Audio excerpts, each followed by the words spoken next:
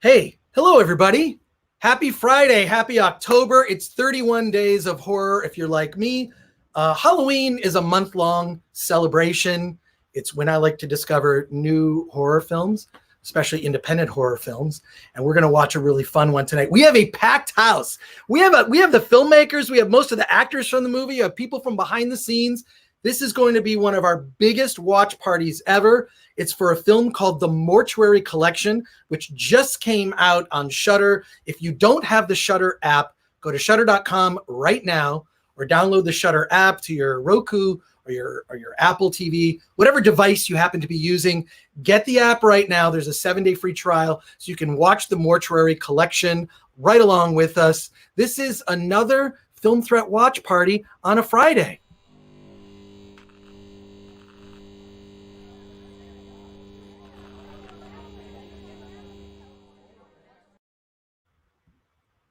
Hey, everybody. How's it going?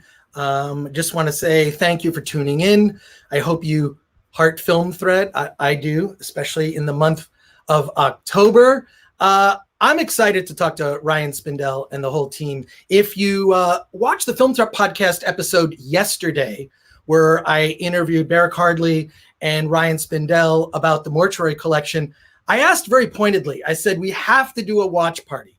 We have to do a watch party with this movie because it's all sorts of gory fun. So I want to bring on Ryan Spindell and his producer, which is joining us as well, Justin Ross.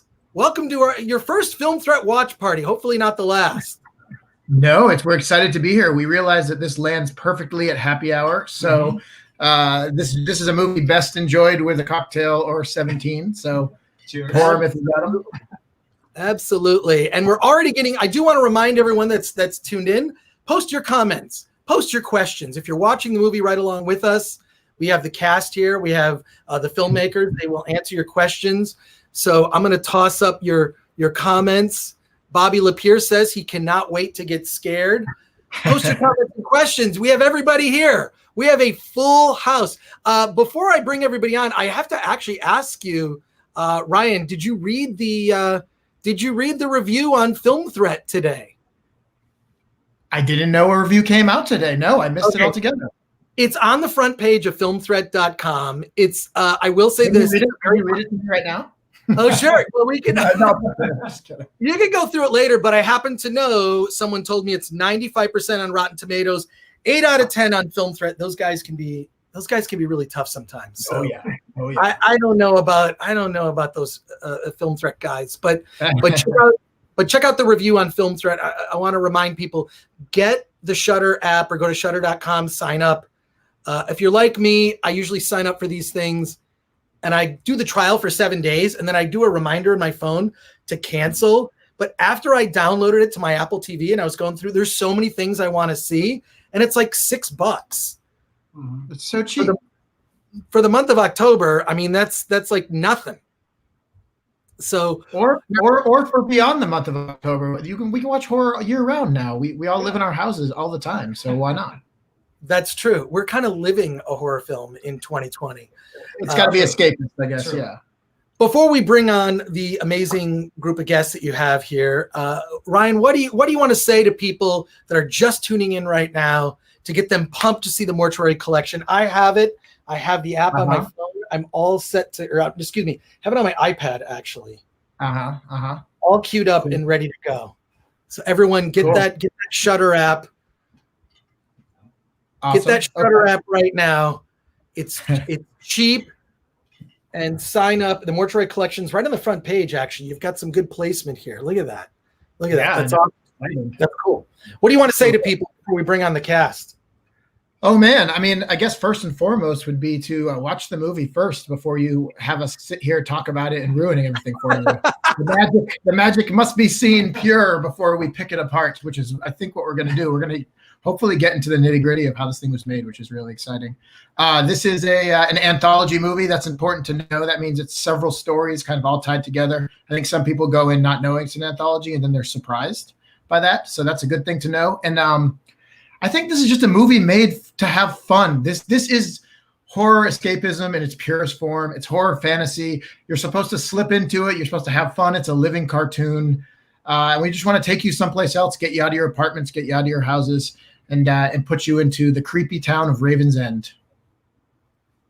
And with that, I think you should also mention that this was a huge hit and caused buzz at Fantastic Fest, which is, I mean, there's no better audience. I want you to talk about a little bit about that screening, because that you must have been, super pumped to see that it played at Fantastic Fest, which has like some of the best audiences ever for horror.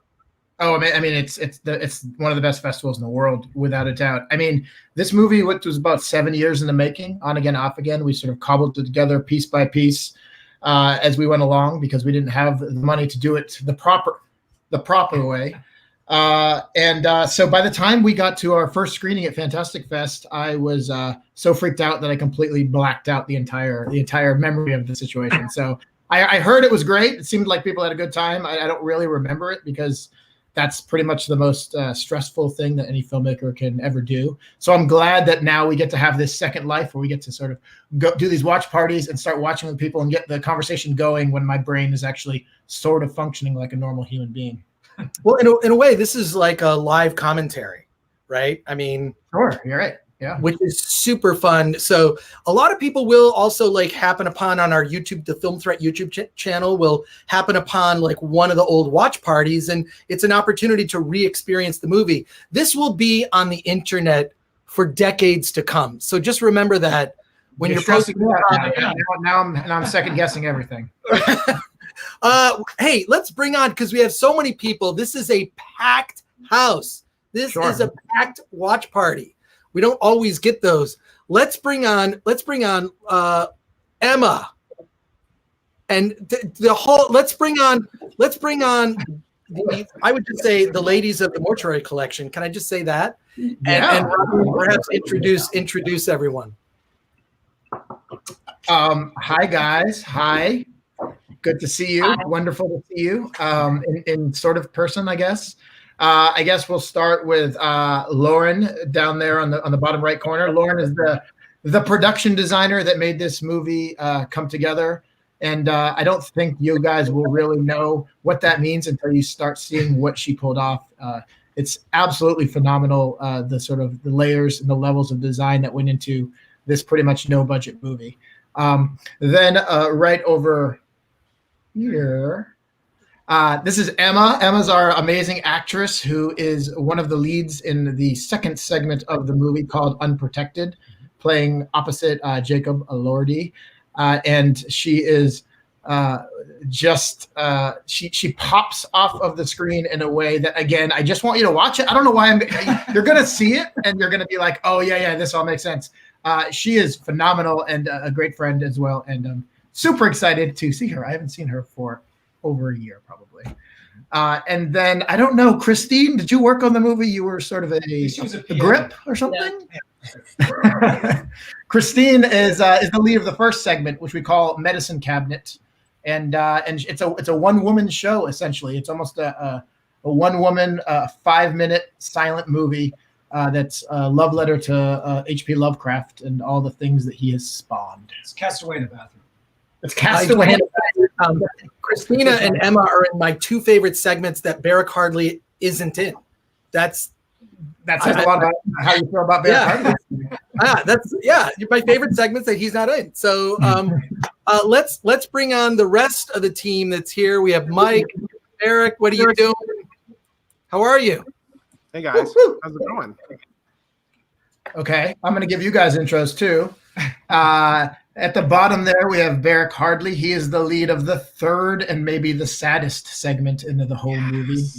Barak has been a really good friend. I mean, all of these guys are my friends, I guess. I guess we're all friends. Every time I get the question, how did you find your actors? I'm like, oh, I just called my friends and they all came in. I called my most talented peoples and they showed up. Who do you think out of all the actors, who's your best friend? Ignore that. I actually started. I love all my children equally. Barak's performance is really amazing. Barak is he did an awesome movie called Spell that Film Threat absolutely obliterated. But it's award winning. It's award winning though, right? That's right. Award winning. It was award winning. That's right. It was award winning. But Barak is a huge comedy guy who's known as a funny man, and so I just immediately cast him in the saddest, most emotional role in the movie, which I think worked out very well for us. And then Mike Nelson, you can't go without talking about Mike. Mike is the only character in the whole movie that shows up in every single segment of the movie, and he is the glue that holds us all together, and obviously a thespian and a genius. Ah, shucks. Woo! Hey, congratulations to everybody. Big round of applause for everybody. I think you deserve on a Friday. And Graham Denman, who I happen to know, he did a really cool. Love Graham. Hey, Graham. Called Greenlight. Is just saying hi. Is proud of you. Love you, brother. So that's awesome. That's cool. That was really cool. He's an awesome dude. I haven't seen Greenlight yet. I'm kicking myself for it. Oh my God, it's so good. It's so I've heard. good. I've only heard amazing things. I approached, if Graham is still watching this, I have tried to get Graham to do a watch party. Graham, I reached out to you. There's still time. Hit me up, but stick around for the Mortuary Collection. So, cool. This is going to be your nearly final reminder. It takes about 2 minutes to sign up, to go to shudder.com and download the shudder.com app so that you can watch along with us. It's a 7-day free trial. I have to do this. Barak's looking at me. Come on, you know about pimping things with commercials, right? Like you've done that job before, right? Yeah. That's all I do. Yeah, you got to do it. Take away, man. Let's sell products tonight. I want to see you do it. It's but I just want to make sure people can enjoy the film right along with us as you provide your running commentary. And also remind people to please post your comments. Please post your comments here. Nathaniel Beaver has been he's now in a comment war with some people. So thank you, Nathaniel. Alok Mishra. Alok Mishra. I don't know if you know Alok. He did a movie called 1BR, One Bedroom. I did. I listened to him on podcasts, and it inspired so much about the way I've approached this movie. Actually, we should talk. Wow. Awesome. I loved hearing those guys talk about that movie. Yeah, of course. And of course, Alok is speaking the truth. Shudder is the price of half a beer in LA, which is remarkable. Still $9 beers wherever you go, wherever you can actually purchase a beer in LA. Before we get started, we're going to start in just a few minutes. Set up from anybody on the team. What would you like to say before we get started? Starting with Emma. I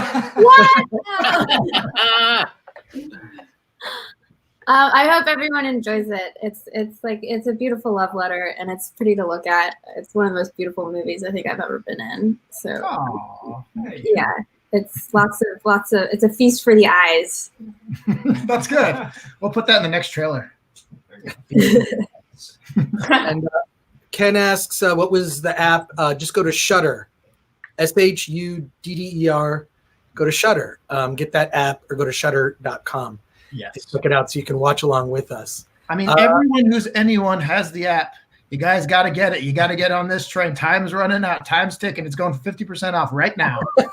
Well, I signed up and I was like, all right, whatever, another streaming service. But there's so much stuff on it, and the timing couldn't be better with Halloween and a ton of stuff I haven't seen, and movie like.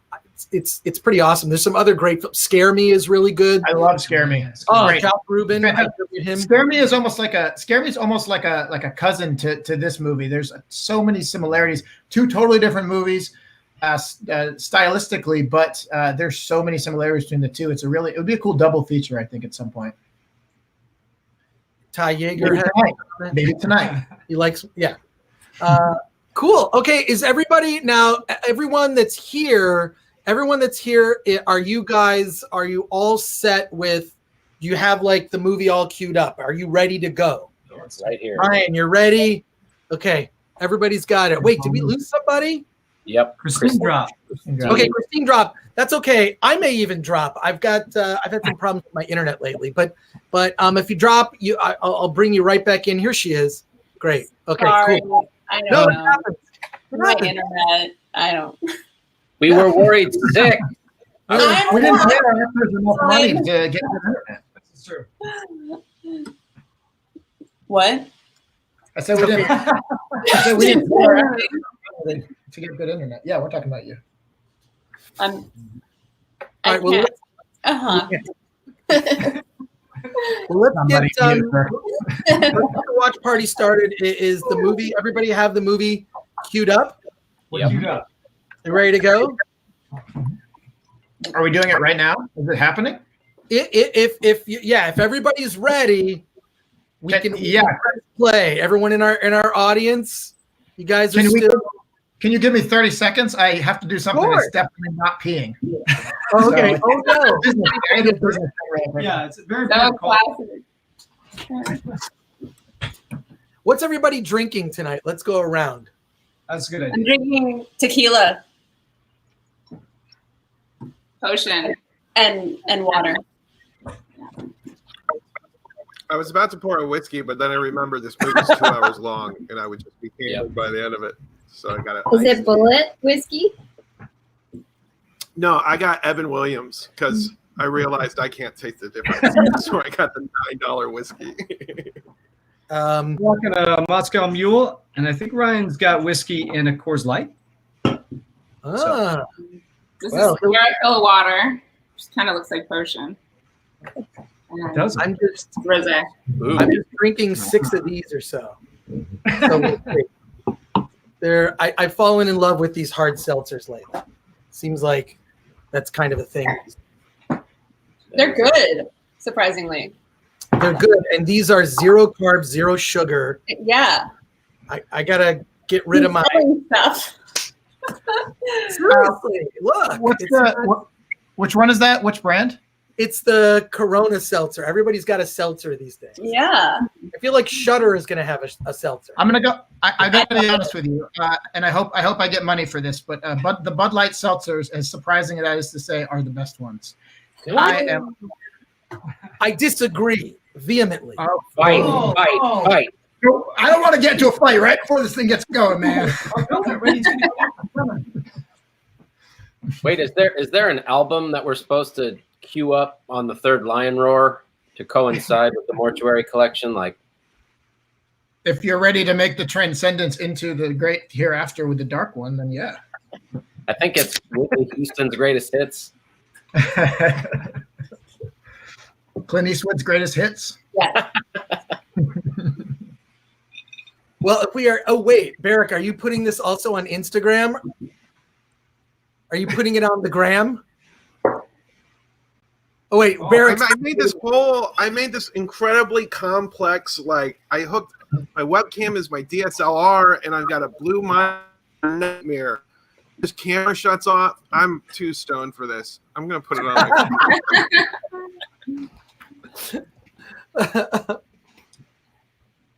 All right, well, if everybody's got it downloaded, we do need to get this started. Yep. So are we ready? Has everyone gone to the bathroom that needs to go? Hold on. I got a business thing, but yeah, I think We're everyone getting else. drink recommendations from our audience. These are actually all very good recommendations. Oh yeah. Uh-huh. Oh. Oh, I don't know. So there we go. We're all queued up. We're ready to go. Let's press play on the Mortuary Collection. Should we do a countdown? Yes. Yeah, we need to count down. Okay. Are you gonna do 3, 2, 1 play or 3, 2 play? Whatever you say, Ryan, you tell us. Oh man, the pressure. Let's do 3, 2, 1 play. Okay. Here we go. Oh, you want me to count it down? Okay. Yeah, we're waiting. 3, 2, This is just the worst. 1, play. There it goes. A Shudder original. Sweet. Have you guys ever seen or not seen? Have you listened to the commentary on Cannibal the Musical? The Trey Parker Matt Stone movie? They on the commentary they get beers and tequila and they say we're going to take a shot and a beer. Whenever we take one, you guys take one too. And then about 20 minutes into the movie, they're not talking about the movie anymore because they're just blackout drunk. And then they just riff about whatever for the rest of the movie. It's amazing. Nice. I feel like this is going to No, don't do that. I don't suggest doing that. I love the title sequence, the thing that says Trapdoor Pictures. That's sort of like that CBS special. Okay. What'd you say? You did that on purpose, didn't you? It looks like the CBS special. I did. Titling. I did. That was done by a great friend of mine who lives in Australia, who I met on the interwebs, who just came in and did graphics for us way back in the Babysitter Murders day, and that was a leftover one that we had. Kind of. Okay. So first off, we're dropping to the woods. Okay. Who's that? Who's that on the bike? This kid on the bike, his name is Gael. He is my really good friend's son, who did all the bike riding stunts as a double for Tristan, who played the role because Tristan wasn't available the day that we shot all of the bike stuff. So if you look closely, you'll see the lengths of the hair dramatically change from shot to shot, which is fun. See, I'm ruining the magic right away, just getting right into the destruction of the magic. Barak, remember shooting this? Just kidding, you weren't there. I didn't watch any parts of the movie I'm not in. That's right. I believe that. So the fisherman you just saw is the city manager of Astoria, Oregon, which is kind of cool. Well, this whole thing is shot in Astoria, Oregon, which is where they shot all the exterior stuff from the Goonies. So if it looks somewhat familiar, that's because it is. It was also in Kindergarten Cop and Short Circuit, which is really cool. But all these vintage cars, all the people, these are all volunteers from the town that had old cars that came out to support the movie. That we didn't pay for any of this. We didn't have any sort of transpo sort of massive organization. This was shot with me, Justin, Caleb, our DP, Gael, and just the local people coming out and letting us shoot around their town. It was insane. Yeah. The town was so good to us. We, in terms of the art department, we had a lot of volunteers from the local school, which was so lovely. And they'd come like after school and show up at the perfect time. End of our day, we're like running around, and then they just show up and help us with everything. It was nice. It was amazing. You guys had a whole team of people in there painting tiles at one point. Yeah.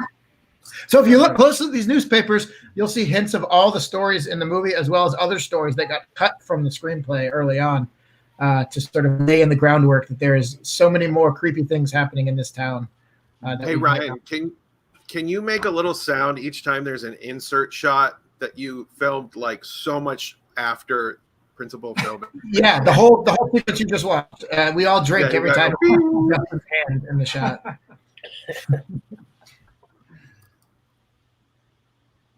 That's not my hand. That's not your hand. No, definitely not my hand. Is that actually Tristan's hand? I don't remember. Probably not.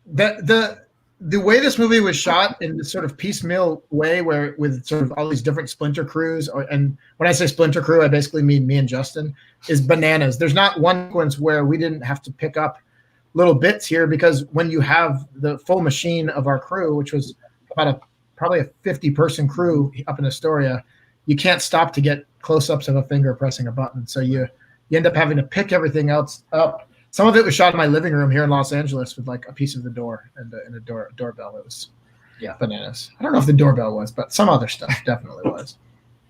There he is. Man, I love. So this is Ron Perlman, the lead of the movie. Stained glass. All the big stained glass in this is amazing. Alok has a question, Ryan. Oh yeah, what's up? Oh, it's right on the screen. Oh, cool. And how many pickup days? That's a lot of math. I see it. Well, it's that's a whole conversation. It depends. We did 3 principal shoots with real crews, and then we did, I don't know, maybe 10 little tiny splinter shoots with just 2 or 3 people, just kind of picking up odds and ends wherever we could. That was kind of the advantage and the disadvantage of making a movie in this way, is that the advantage you have is time. Because you can sort of really fine tune everything and get it right. But the disadvantage is that like no human being should be making a movie beyond a certain amount of days. And I think it really sort of destroys you in the process. And that's not counting the Babysitter Murders too. That's not even kind of Babysitter Murders. No, that's true. Can you talk about Clancy Brown and what he's like? He seems tall. He's huge. He is tall. He's tall in real life. When I first met him, it was like when I shook his hand was like 3 times the size of mine. I felt like a little baby. It was amazing. To be fair, you have small hands. I have huge hands, Justin. Don't worry, I have huge hands. I'd put them up, but they're in my pockets. Hey, Justin, anyway, we're just in there. Clancy's amazing. I remember this particular scene was like such a tongue twister of a monologue that he had to deliver. And it was like, we put him in front of a crowd of people and we were like, just do this impossible monologue. And he crushed it. He crushed everything. That's the thing about him. He's the most like casual. Like if you try to ask him about the craft of acting, he really has nothing to say because he doesn't really approach it that way. But when you put the camera on him and you start rolling, the gears start turning immediately. It's like, it's a joy to work with as a director, especially when you're trying to pull off a movie as complicated as this one. And I could say that was the case with almost all of the actors in the whole movie. They all brought 100% right from the top, and all I could do was sort of help make it a little bit better. But even if I wasn't to show up, they would still have done a fantastic job, which is a weird anomaly for a film of this size, I think. Except for Barak. Except for Barak, he's a huge. Almost all the actors who didn't. What did you say? You said almost all the actors. I was like, who? You. Yes, as well, clearly, as we see right here. What? No, I think all of them are. One of the compliments that we've been getting a lot lately is how stellar the cast is across the board. Mm-hmm. Somebody reached out to me and they were like, what's your casting secret? And I was like, I don't know. I guess luck. A good eye. I'm not sure. I feel like finding great actors is just I don't know. It's not luck. He's extremely picky. Let's be honest. He goes through a lot of tape.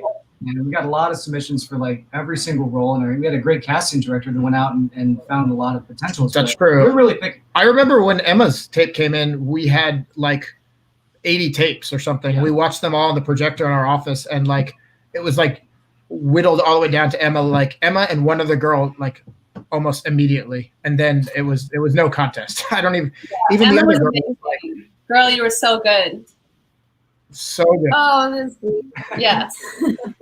And that other girl. Hey, we haven't met. I'm Barak. Hi, you were really good. Here's something. Who's that? That's the interesting thing about a movie like this, right? You have this amazing cast, and some of them have never met the other ones because they all were in these unique segments on the totally unique shoots. Which is that because seeing these faces for a year, I assume we're all pals, and then I realized just now that some of them have never met, which is wild. Yeah, it was cool to meet Clancy at Fantastic Fest. That's when I met Clancy Brown, and got to hang out with him for the night of our premiere, which was awesome. And he couldn't have been a cooler dude. And then the following night, William Sadler was there for a completely different reason. So I got to hang out with 2 dudes from Shawshank Redemption and chat with them about stuff. Amazing. Pretty remarkable. Tim Robbins was there too. Oh, I missed it. Yeah. The whole gang. I do feel like, so I do feel like we have to mention Caitlin Fisher, who plays Sam. Caitlin is, other than me and Justin, she has been on this project longer than anyone. She was way back in the Babysitter Murders days, and she's like, like Mike, she is one of these people that sort of the movie doesn't happen without her. She's got this like amazing. She looks adorable, but she has this like weird darkness that she's able to sort of channel, and it's really amazing to watch. And just imagine having to be in a movie playing opposite Clancy Brown, who's doing like a tall man from Phantasm thing the whole time. That's a tricky place to be in, and she like volleys with him expertly. I think I love the banter between the two of them, the old school and the new school kind of fighting over what makes a story worthwhile. I think it's really fun. That's not a compliment to me. That's a compliment to them. Yeah, she is a badass. She is a badass. Lauren, how about this Office? Yeah. Yes. This was fun. We shot at the Flavel House in Astoria, and it was like shooting at a museum. and we couldn't really touch the walls because it was like, original wallpaper, and everything was like antique and gorgeous.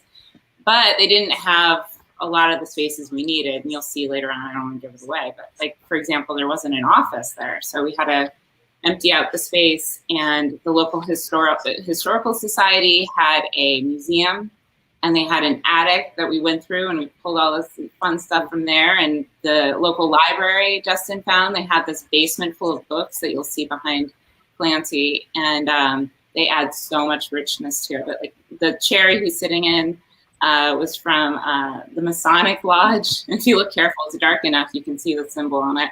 And it's just, everything was found all over this small town. So I think it added a lot of richness to it.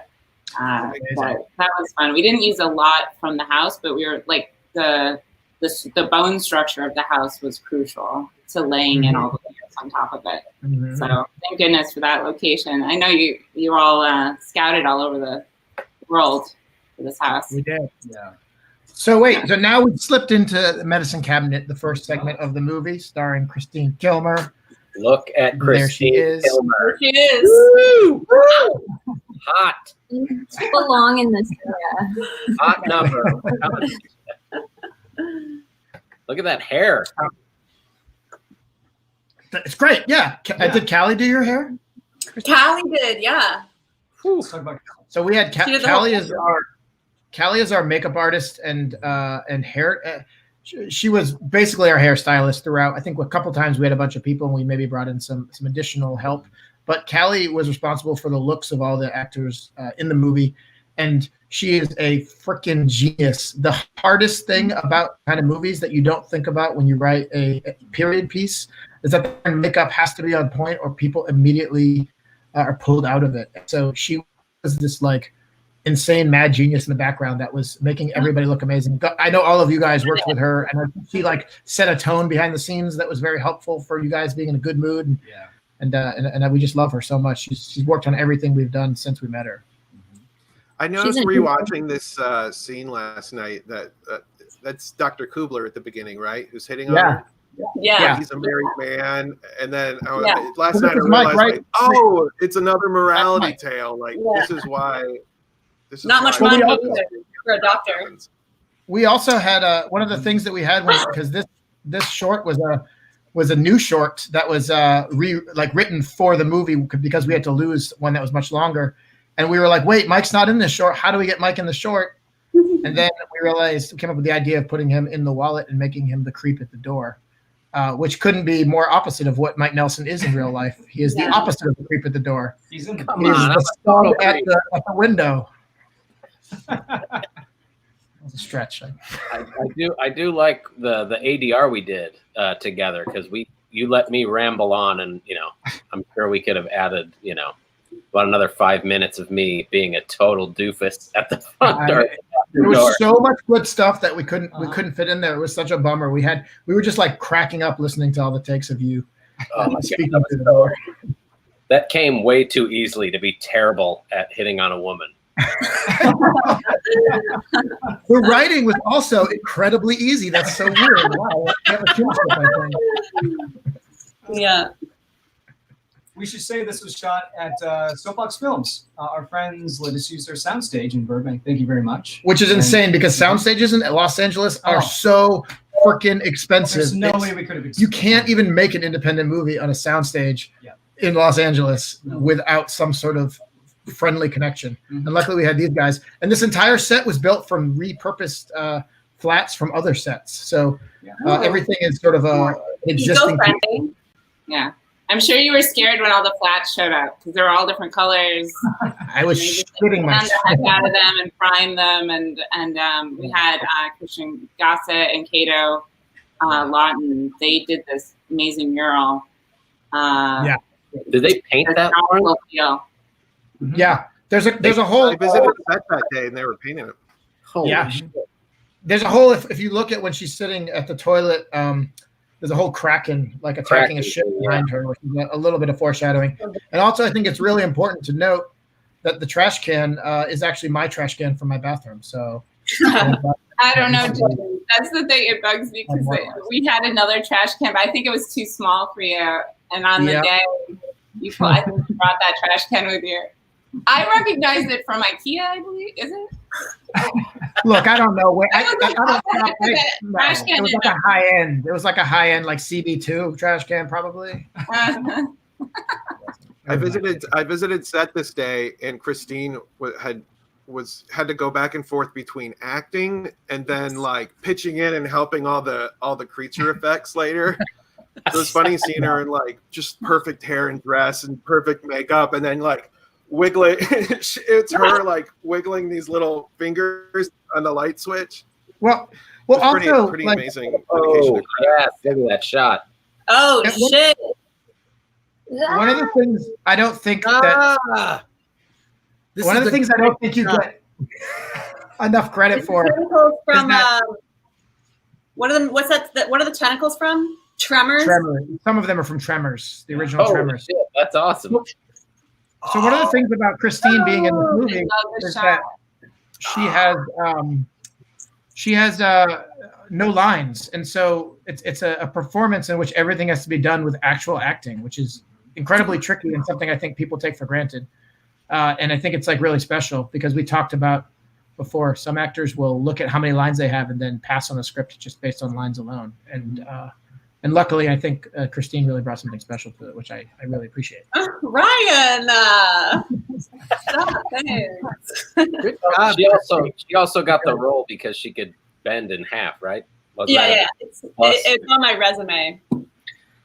Ryan, was it intentional to make all the females in the first 3 shorts not speak as much? Because Christine doesn't. Sandra's very, I think, passive in comparison. Yeah. And then Sarah Hay is like, what's up with that? Don't you know? I mean, calling Ryan out. He's like, wow. I had never thought about that, but that is something I have to take a serious look into. That's silent but deadly. Yeah. Maybe I just don't know how to write ladies. We're used to it. Well, yeah, Sam has, well, I guess we'll get to that later. You're also, I mean, you two and Sarah are so expressive and chameleons. I even look at you right now and you look so different than you did in the film. One of the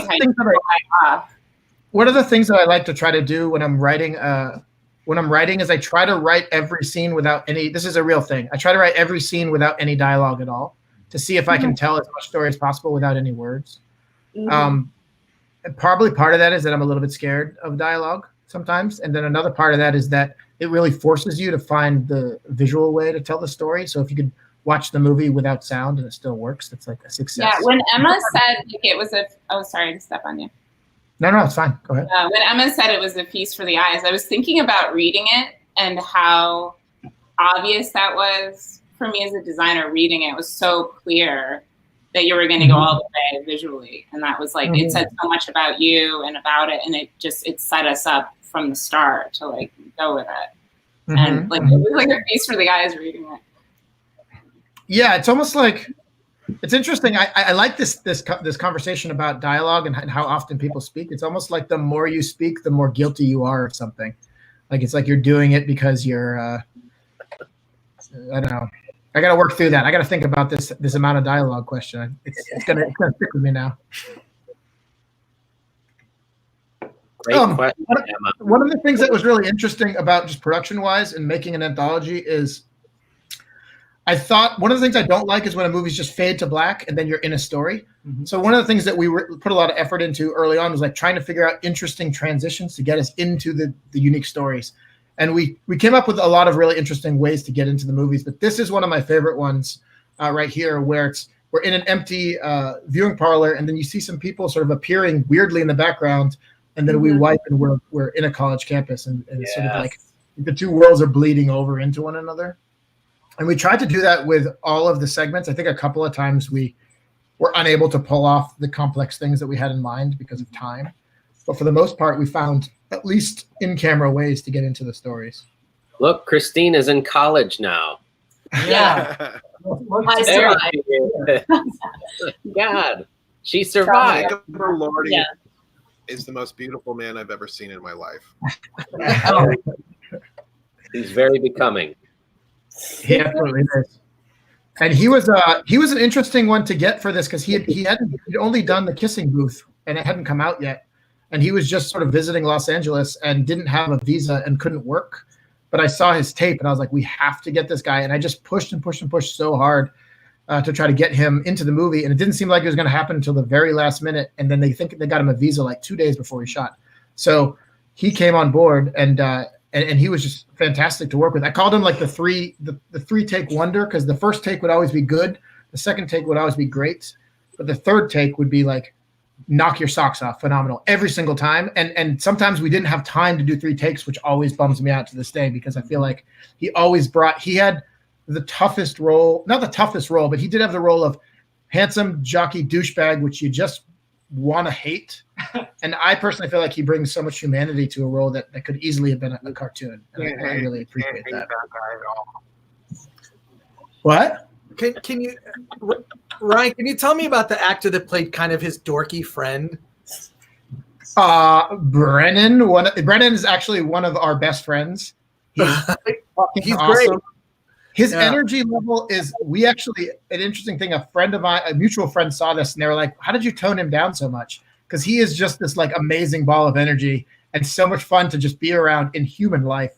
And then you can put him into a movie and you can just sort of calibrate how much and how little you want of him. And we kind of needed like we needed sort of a polar opposite to Jake, who's kind of a bit of a more serious, sensitive character. And so we needed somebody to bring some levity and play opposite him. And I love their sort of the duality between the two of them and Michael Bowe, who plays Todd the Third. That trifecta felt like an important component to kind of represent males. I was going to say douchey males, but I just think males and young males in college that get swept up in their own petard. I said petard. You said Chris, which one of those males do you think you're most like? Oh, the dork, for sure. That's 100%. Yeah. There's Emma. Killing it. Emma. Yeah. Oh, yeah. The first shot of Emma walking up into the campus is the first shot we shot of the whole movie. Amazing. And I immediately was like, this is going to be something special. I could just tell right away. And she has, again, she's like, what I love about this scene is she doesn't say anything, but she's running the whole fucking scene. Like she's the person who's the most in charge, being paired up with this guy who's used to sort of dominating everything he does.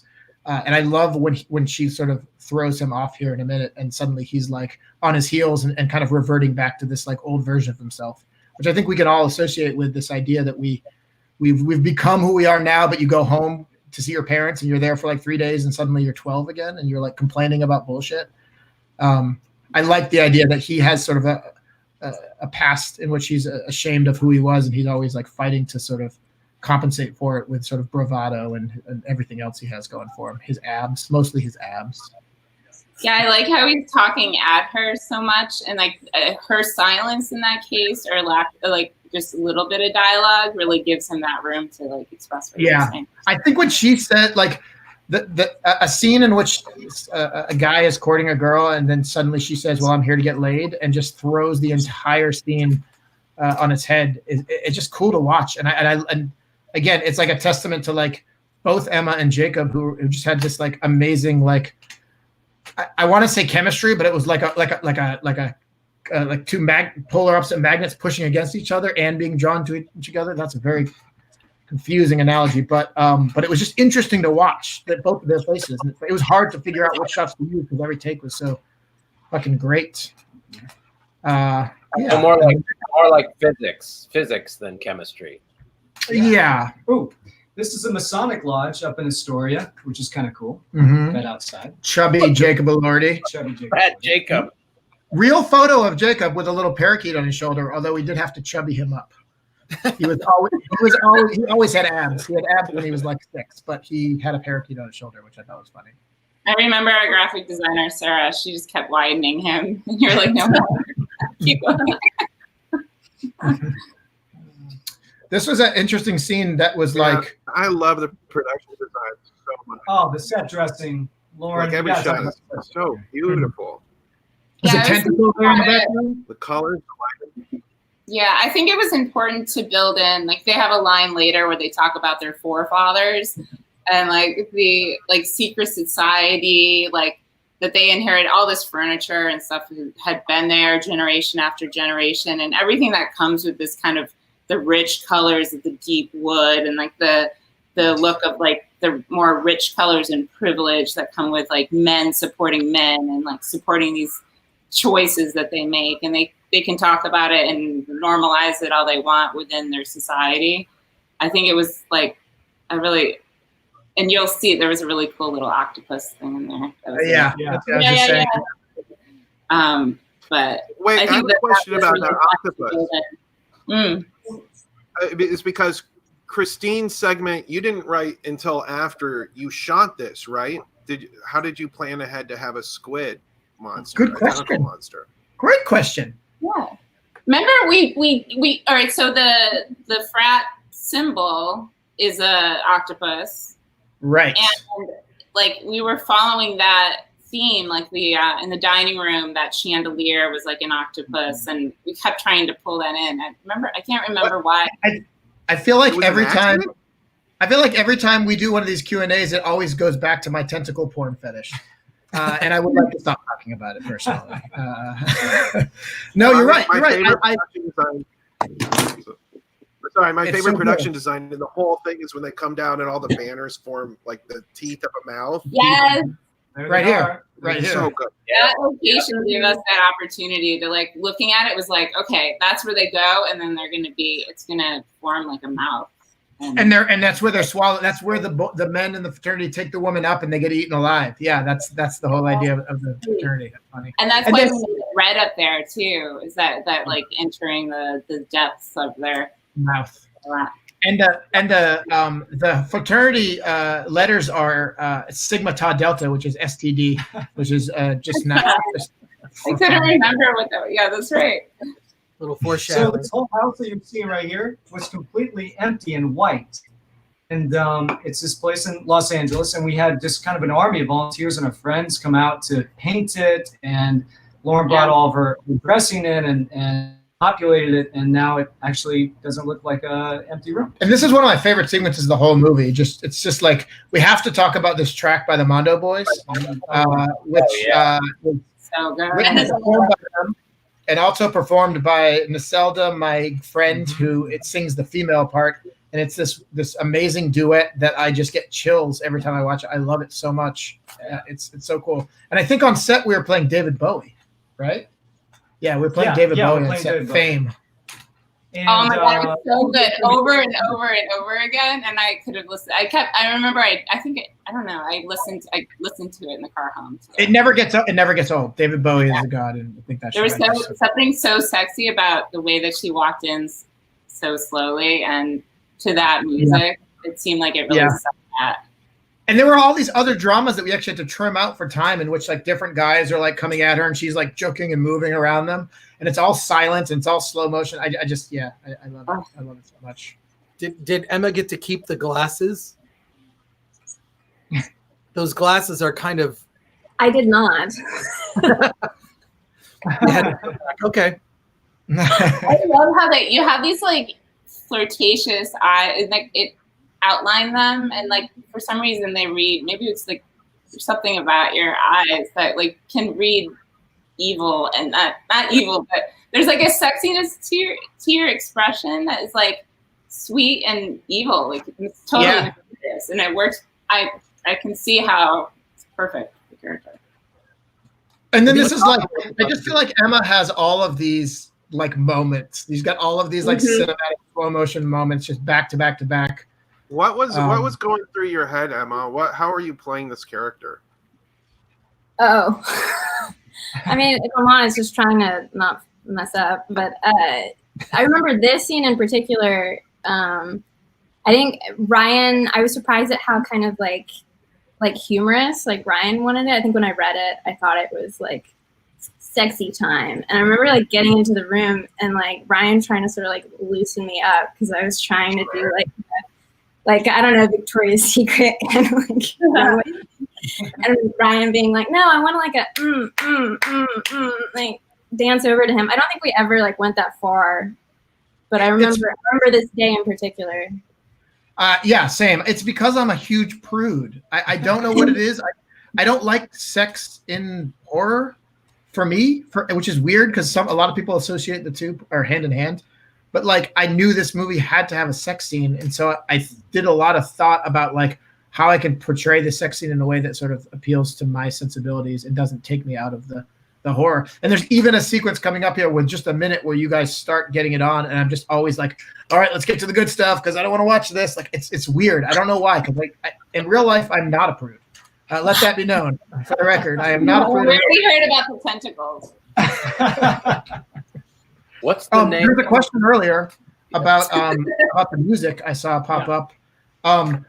The Mondo Boys are two good friends of mine who were in an awesome band a long time ago. Not a long time ago. They were an awesome band, and then they became composers. And they were like, we compose movies, and I was like, sure you do. And then I started hearing their stuff, and it like knocked my socks off. But not only were they amazing at sort of composition, but they're also amazing at just creating hooky songs that you just love immediately. And so I'm going to finish answering this question in a second, but I really like this sequence. This scene. Look behind Barak's head. Oh yeah. Yeah, yeah, that was really fun. There's actually a shot of her pegging him, which I feel like is important to note. So what we did is when I realized that they were amazing at creating these really incredible original songs from scratch that sound like legit hit songs of the past, I was like, what we should do is we should do one of your original songs to like that drives a scene each segment. So by the end of the movie, we'll have 5 completely unique original songs. Each one represents a different segment, and each of the lyrics of all the songs also give you clues as to what's happening in the story. So it's probably too involved for most people, but it ended up with this amazing. I mean, I wanted there to be a record. I want the vinyl of this so badly because it's just the coolest shit I've ever heard. Like the music is incredible. These guys are. I feel lucky that I got to work with them because I feel like they're probably going to be very famous soon, and they won't answer my calls anymore. But for the meantime, it was really special. And you'll see throughout this movie, they have every single piece of music in this movie was made by them. Nothing was bought or purchased. And Mike Griffin, one of the Mondo Boys, is going to be on later. So yeah, he's going to jump in. Yeah, one of them is going to come on. Awesome. Okay. Neil has a good question for you. Who are these parents? They crack me up each time. It's such interesting casting. Who? They're great. Who? The parent. The parent? Oh, Jennifer Irwin and the parent. Oh, yeah. I was so excited. I had no idea who it was. Oh, yeah, she's amazing. She's amazing. Yeah, you're skipping ahead, Barak. What are you doing? You killed me. Spoiler alert. That's parents. Can you tell me the time code? I paused it by accident. I don't want to get ahead of us. We are at 33 minutes and 41 seconds, 42 seconds, 43 seconds. Close enough. 33 minutes-ish. 33 minutes and change. He's in the doctor's office now. Oh, yeah. Here we go. Oh, yeah. Here we go. We shot this at the same house as the frat. This is the same building for the frat. Oh. This was the kitchen. And If we made Justin drink every time we saw his hands, he would be blackout drunk halfway through the movie. I have a question. Is Dr. Kubler a good doctor or a bad doctor? What do you think? Is that for me? I think he's a little shady. I think you should. I know you're bad because you were creepy to me. Yeah. And then you got your. Shady and bad, but You stole my good wallet. at doctoring. You had it coming. You were a creep. I feel I'm pretty bad at all of it. Bad at flirting, bad at parenting, bad at doctoring. Yeah, just not. But you're such a good guy. Yeah. Yeah. That's true. Unreal. That's called acting. Wow. How much of this was improv? A little bit. I think a little bit. Yeah. I think the best part where you say they won't let me near a scalpel, for good reason. Yeah. That was an improv line. Dr. Kubler is loosely based on my dad, who is also a doctor and is like weirdly casual about everything. You're like, oh, I'm throwing up blood. And he's like, drink some ginger ale. Anybody who has parents who are physicians will understand that your parents don't treat you as a kid at all. Everything is just drink water. So this is part of what I learned in med school, was just to run away when something's weird. Yes. Fucking fail. Well, somebody compared you to the doctor in Family Guy, who never knows what's going on. Which I was like, yeah, I'll take that. Yeah. Oh, I had a question from before, Ryan. What's the name of the company that makes the rubbers, the prophylactics? It's like it's got a funny name. Finkelman's. Finkelman's is we made a movie called The Root of the Problem a while ago, and the character takes Piku Finkelman's calming tablets. And we love the name so much that we started naming every product in every movie that made sense has been a Finkelman's product, including this hat, which is a Finkelman's Tools. Is from a short that I made with Sam Raimi late last year. Nice. So everything's Finkelman's. Every brand in the movie is Finkelman's. Also, every number adds up to 13, which is means nothing other than just like being super weird about everything. So everything What's from the amount of you overthought the most? You everything. overthink so much, or you properly think, but like, what do you now regret putting a lot of work into that no one notices? Nothing. I regret the things I wasn't able to put in. I regret the 2,000 other overthinking things that I wanted to put in, and my producers told me to fuck off. I love that shit. I feel like that's what makes movies rewatchable, to find the sort of the details hidden throughout. That's the stuff I like best. Well, interesting, Ryan. Adam Rifkin, who you may know, in his movie, all of the products in his movie are blumps. I noticed that. It's sort of running. You need to reach out to him. I didn't know that. I've never heard of another filmmaker put that kind of detail, except for Adam Rifkin, as all the products in his movies are blumps. And it's an image, a painting of his grandmother is the icon image for blumps products. Oh, that's amazing. That's amazing. His movie director's cut is pretty awesome, but I've never heard of anyone else doing that same thing. That's amazing. Next time I talk to Adam, I got to mention your film to him. Well, what happens is you're working on a thing and you need products and you have graphic designers and they're like, well, what do you want to call it? And it happens in every movie. So you're like, well, you got to come up with something. And why come up with something new every time? Why not just create an entire universe? This is all the beginning of sort of a Marvel Universe-esque thing we're trying to do here. It starts with the products and then we work our way out from there. Oh, yeah. It's Neil points out. It's like Tarantino's Red Apple, right? Red Apple is like the brand that runs all the Tarantino films. Oh, that's great. Yeah, I forgot. So there's like 3 filmmakers that do this in Hollywood. I thought I was the only one. The condoms are Stay Safe, Finkelman's. And then you'll see in the mortuary, once we get into the other rooms, like every jar, every single thing is Finkelman's. Yep. I think we took a lot of the labels off, but the jars that are in the mortuary were all Amazon and we returned them after. So we took those labels off. But a lot of the stuff we shot in LA was rentals, those old, beautiful bottles. And we took most of the labels off, but I did put it back. There's definitely a Finkelman's is going to pop up somewhere else. I said a Finkelman's is going to pop up in another movie at some point, right? Yeah. Cool. I love that might be weird, but yeah. That makes me want to just go to the prop shops, get all the bottles, put Finkelman's on all of them, and just put them back and just try to see if we can spot them. I think I found at least 5 of them. That's a very Banksy thing to do. I got to get one of these matches. It is. This is another one of my favorite scenes in the whole movie. This was a scene that was written kind of late in the game. I think originally Jake went up to the Sandra's parents' house and his water just broke on the porch.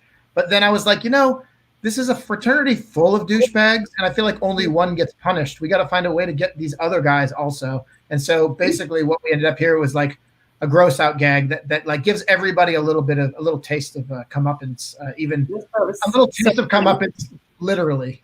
I love it when you use that word. This was also sold the like more secret society aspect of them. Yeah. Right. Yeah. I love the lighting though. Even in the daytime, the lighting is just fucking exquisite in every shot. Like daytime, nighttime, dusk, dawn. Like it's super beautiful to look at. EPs were amazing. Beautifully shot. Amazing. We did a really interesting. We kind of challenged ourselves. Ellie Smolkin was the DP for all of this stuff, and one of the things we did is very minimal lights for the daytime and the nighttime stuff. Everything was mostly practical lights, and then we would just blast really big lights through the windows, and that would be our key light. And then sometimes we would do some bounce boards and maybe a light if there was like a really specific insert or something. But for the most part, what you're looking at is like a minimalistic lighting sort of structure, which I think. I think you're a director like David Lynch, where I think you might have a fetish for lighting, practical lighting. Lampshades. I do. Hello. All right. Glad you can make it. I Sorry, think I'm supposed to go now, right? No, I think I have to go. We got a minute, Christine. I do, but it's. Are you sure? We got a max of 10 people. Yes, Mike, you just missed your hero scene. You literally just seconds after your. I'm so sad I missed it. Sorry, I was doing a gig. I was doing a voiceover gig. Ah. Okay, we'll all rewind it. I'm gonna rewatch like it you're being though. chased. It looks like you're being chased. Look behind you. Look behind you. Run. Hey, you all. I don't know you, but you're right? really good at this movie. Mike, can you tell us the most memorable thing about working on this movie? And it can't be bad about me though.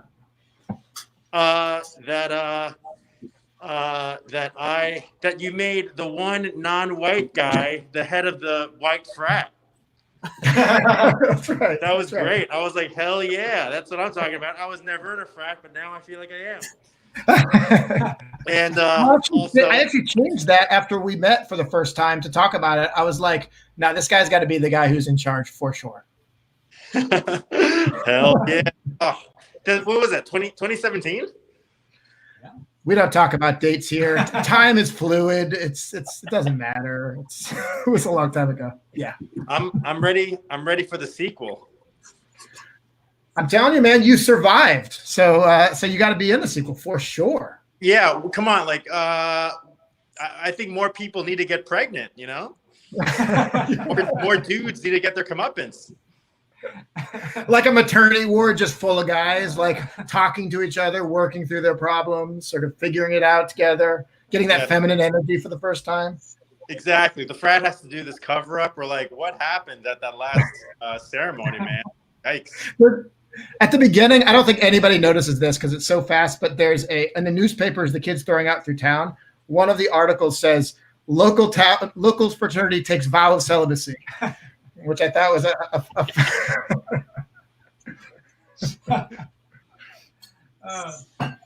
we got to talk about the scene, right? Okay. Like, everybody in it.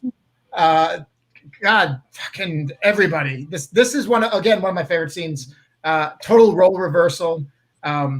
Emma's character just brutal, just making another date as he's giving birth on the table. I thought that was just such a nice thing to have the sort of female character just be exactly what you see all the time on the other side of things. Was just like, oh, this is your problem now. I'm going to move on. I got a sex life to sort of handle. And I love these guys that came in, the parents, Jennifer and I'm drawing a blank on the dad's name. Wait, now I am too.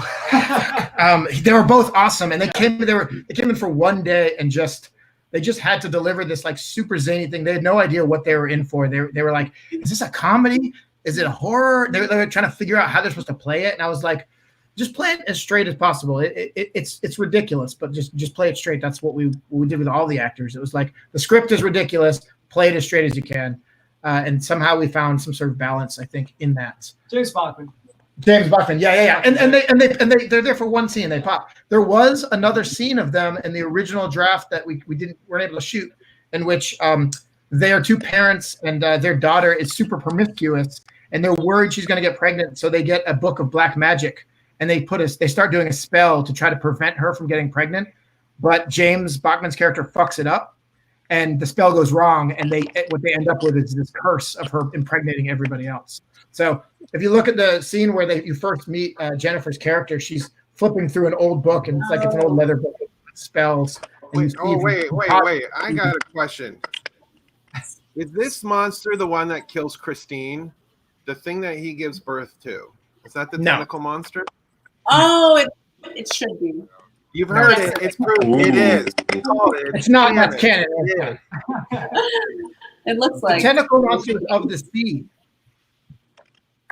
Jennifer also took some blood in the eye from the prosthetic penis that day. I remember we had to stop for a sec. Yeah. It was pretty messy. Also, fun fact: if you see the actual exploding penis, that was under my groin with the leg as a stand-in. So really? I was I hate talking on this because I always feel like I'm interrupting everyone with the delay. I was on set at ADI when they shot the penis blowing up scene, and it was crazy seeing all these guys who made monster effects for aliens and just the crazy shit. They were ecstatic to blow up a penis, and they filled it with so much blood. It got this big, and I was like, "What kind of movie is this?" And then they're pricking it with holes so blood would squirt. I was like, "Oh my god, this is gonna be a rated X movie," and it's only in the smallest amount of time. But God, what? The terrifying thing is, if you can imagine, and maybe Alec Gillis will stop by in a little bit. He's going to try to make it. He's the co-owner of ADI, legend, and I'd have to sit on a rig with the penis that would explode in my groin area, and they get the camera right nice and tight, and then 3 grown men would push as much as they could, blood and guts, through the penis to explode. So it was a little terrifying for the moment. So good. Okay, I'm gonna go and make room for other people, right? I'm gonna go now. No, we're congratulations. You can stick around. Thank you. No, don't leave. But before you leave, can you answer one question? Are you related to Jeff Kilmer, who I worked with? I don't think so. You're not? Maybe Okay, cool. that. All right. I just wanted to ask. You have to ask him. You can stick around. We don't have a full house yet, so stick around if you like. This is the second. This is getting embarrassing. Okay, fine. I'm gonna let you tell me when to go, and I will go. Christine, do you what? Do you want to? She's trying to be polite, make room for the next thing. No, I'm saying I was just told to follow a direction. I'm trying to follow the directions. I'm gonna get a drink. Grab a drink. Thanks. We lost Ben. Ben was on for a second. Yeah, he'll be back. Yeah, the babysitter killer was on for a second. Ben jumped in, didn't it? Ben's on? Oh, he was. He just left. I like that Mike just came from a voiceover gig. That's dedication to be on this. You're in a parking structure about to get murdered, but that would be in keeping with the movie. I like to live my act, Yeah, I'm with exposed piping, and there's echoes. I love that. Oh my God, Emma's here! Hey. Hi. Sorry, I'm looking at my phone right now, and you guys are so small. Hey, oh my God. Emma, can we do a high five? Do it. That was trash. No, Brady Bunch thing. Well, yeah. Oh, He's getting married. Lauren, did you get this to keep the tux, Barak? Did you get?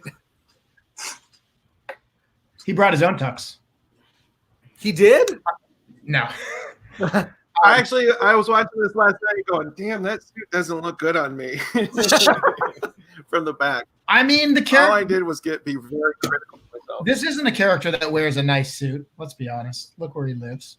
He wears what he can take. This church was awesome. This is so Sarah Hay is the bride here, and she is incredible. And then the entire movie, she's in a comatose vegetative state, except for this scene. So this is the only time she got to be like a human person in the movie. Yeah. She had a good time. Yeah, and she had a good time in the movie, but she said that I have to cast her in a role with lines. But I said again that no lines is great. But anyway, that's me. I don't know. I want to finally meet all you guys in person one day because I saw the full movie at a screening at a few months back, and you guys all did amazing jobs.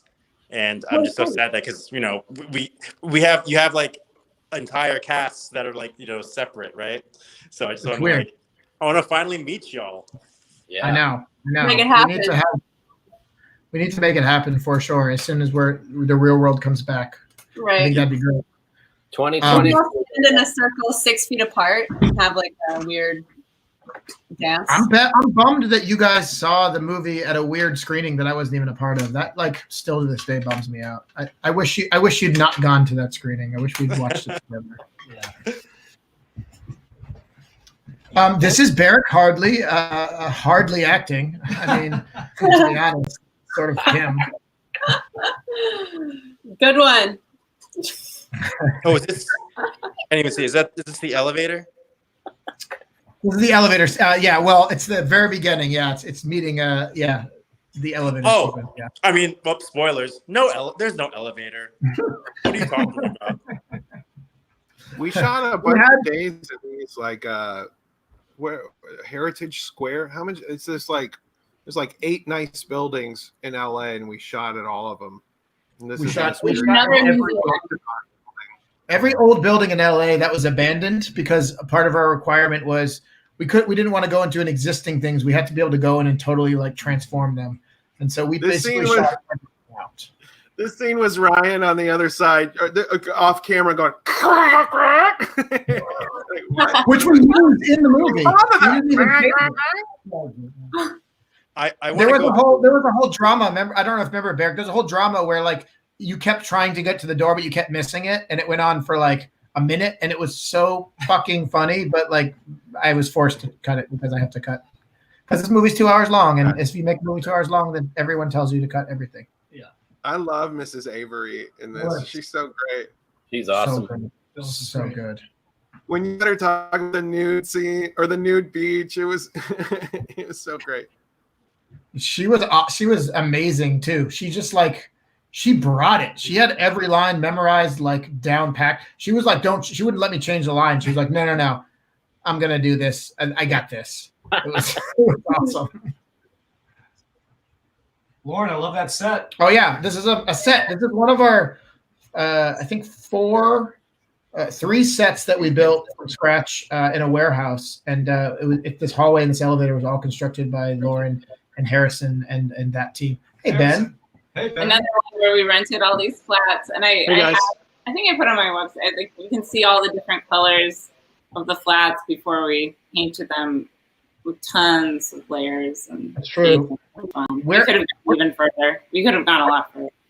We're currently in I mean, that's the thing about a movie at this level, right? You have like you can go as far as you possibly can. I think Lauren and her team were working on that set up until the second we shot. Let's be honest, you were in there painting too right before we shot. That's right. We were all painting. That's true. Have you guys been back to that house? I shot a short film this weekend, and the other actor was like, "How do I know you?" It's like, "I don't think you do." And then it's this guy on the TV. And I was watching last night. I was like, "Oh, holy shit! I know how we know each other." Oh, he's awesome. I could do a whole segment with Demorge. He's the best. He's the best. That's the thing about a movie like this is you write all of these intersecting characters that tie it all together, and then when you actually go to shoot it, because you don't have a whole lot of money, that's the first thing that has to go because your producers say, "Oh, you want to fly this actor up to Oregon? That's a plane ticket. That's a per diem. That's a hotel room. That's a day rate. Then they have a day off before the flight goes back, and it's like it's $4,000 to get this person to be in one shot." So you're like, I guess we'll lose that one shot. And so we ended up having to lose so much of this connective tissue in which the world sort of overlapped. And we kind of had to rebuild a lot of it in post and try to add Demorge into the TVs and stuff. And Mike was the only person who we somehow managed to drag into every single piece to make sure he was the connective tissue. But in my bigger idea of what this movie could have been, it was a much more intersecting Pulp Fiction-y type world. So you're saying there's so many details, Ryan. Oh, I'm sorry, Chris. Oh no, I was gonna say. So you're saying Justin ruined the movie? I did. Yeah, I'm sorry. I mean, when I say producers, what I mean is the voice of reason. That's good to hear. Barak, who did you have a substitute in your mind for your wife, or like what sort of somebody mental? I kind of no. I imagine it was Sarah. Like I had just met her, and she's like this beautiful, smart, nice, funny person, and then I just kind of pretended it was her. She does so much with the very limited words Ryan's given her. I believe it's one word, but no, she's so good at it, and she conveys so much. Like there were so many scenes where she cries. She cried on every take. Like every take, she managed to stone cold face, like a tear drops down, and it was so easy to react. Poor woman. Yeah. It was like watching, she was like, I have so much acting that I can do, and she's doing everything she possibly can without moving a muscle of her body, which I think comes across. I think she feels like a thunderstorm, trapped inside of a. I don't know what a thunderstorm's trapped inside of, but again, my analogies are not on point today. But no, that was great, and I love that analogy. You see. I'm going to get it because she was a professional ballet dancer. Yeah. So wild that you have somebody that can't move. By the way, Sarah was going to try to be here tonight, but she got pulled away. But she wanted to say hi, so cool hi from her. And it's Kubler again, so we drink. I love that shot where the camera pushed in on Kubler, and we had a light outside the window, and it accidentally came into frame. And then the gaffer was like, "Oh, let's go move that." And I was like, "No, that's like a weird, like a physical light bulb going off moment. Let's just use it." So we actually leaned into this moment where we push it on mic, and the light just that you totally used for ADR to All right, guys, I gotta go. Love y'all, Mike. Dude. Let's please hang soon and Mortuary Collections. The sequel. No.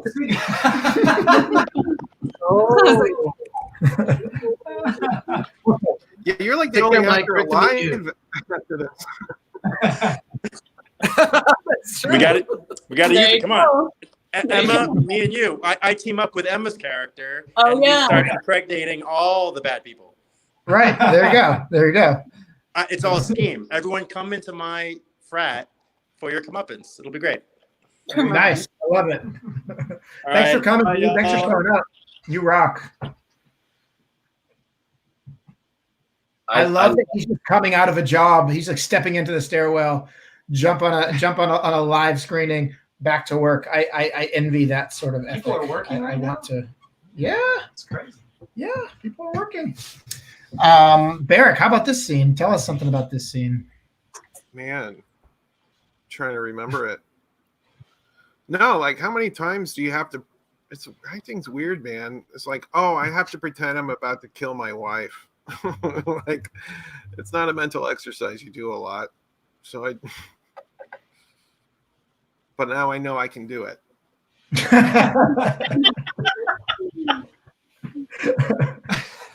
I think this is the scene. This is the scene of yours, Barak, that gives me the most chills. I really love this scene. It turned out better than I ever imagined. It's really special. I feel like the people are really on board with your character, and they're latched into you, and they want success for you, but they see this sort of thing coming that you're sort of heading towards, and it's I don't know. I love that you're putting the audience into this conflicted place of, but maybe do it. I feel like that's how I feel. I don't know if it was it your original intention that he was a real piece of shit? We should hate him? No, I got that. Oh, okay. then good. You nailed it. No. I think like working with you to kind of like guide these scenes, and like there was a flexibleness on set where we were kind of finding it together that was really cool. It was cool. I think I'm a huge anthology fan. There's a question earlier that I never answered, and I will answer it eventually. But I'm a huge fan of anthology movies, and I love Tales from the Crypt, and I love some of those sort of broad, cartoony Twilight Zone the movie. But I do feel like one of my criticisms of some of those would be that the characters are sort of cartoonish archetypes. You know, it's like if you're a racist, you're like the most racist guy in the bar. You're just like screaming at people and you're just yelling. If you're a scumbag, you're just like a real scumbag. And I think there's something limiting for performers and an audience about like these are things where we watch them and we're like, I'm going to watch someone do something bad and get their comeuppance. Yes. And so that is a sort of a part of the genre. But at the same time, one of the things we experimented with, and whether it succeeds or fails, I think is left to be determined by the audience. But I think we said, let's take these people, they're going to do bad things, but let's see if we can give them some sort of reasoning for it and some sort of empathy and make it a little bit grayer. And I think that the grayness of the morality gets grayer as the movies progress. And so I think this is the grayest of them, in which it's like people want you to kind of succeed. They want you to be free of this sort of prison that you've created for yourself, but at the same time, not this way. And I don't know. I think it's all in the execution of the performance, and I think it's really special. With a little help from Finkelman's murder capsules.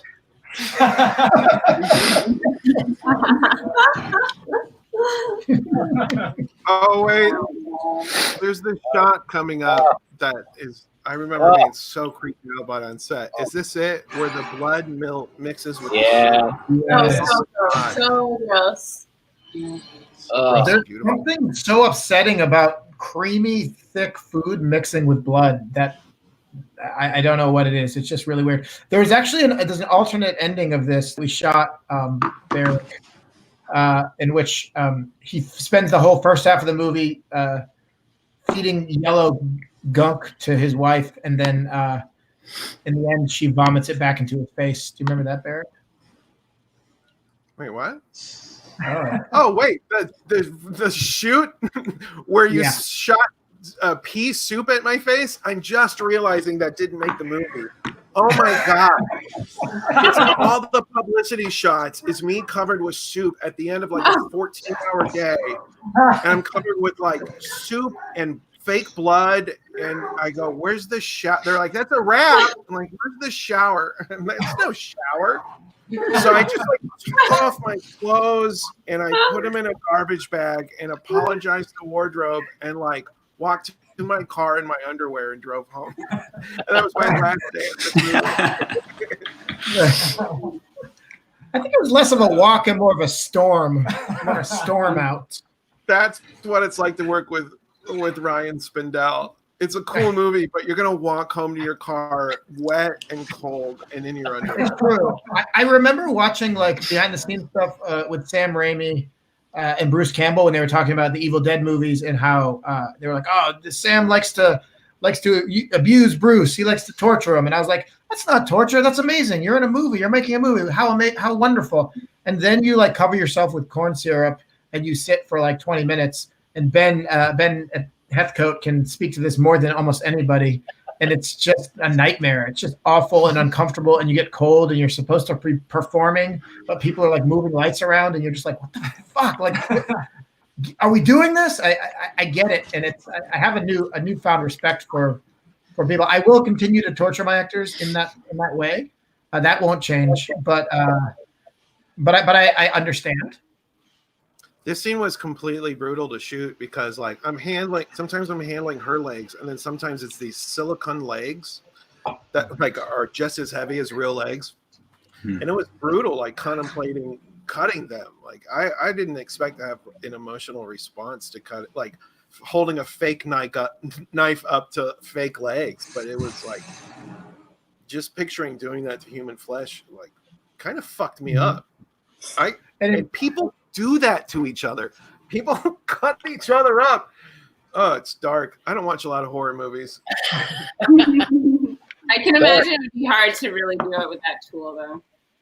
It would be very hard. There's something about I have a deep fear of losing limbs. That's like one of my like things. And so this idea of cutting off someone's limbs that you care about seems like to be the worst thing in the whole world. So hard.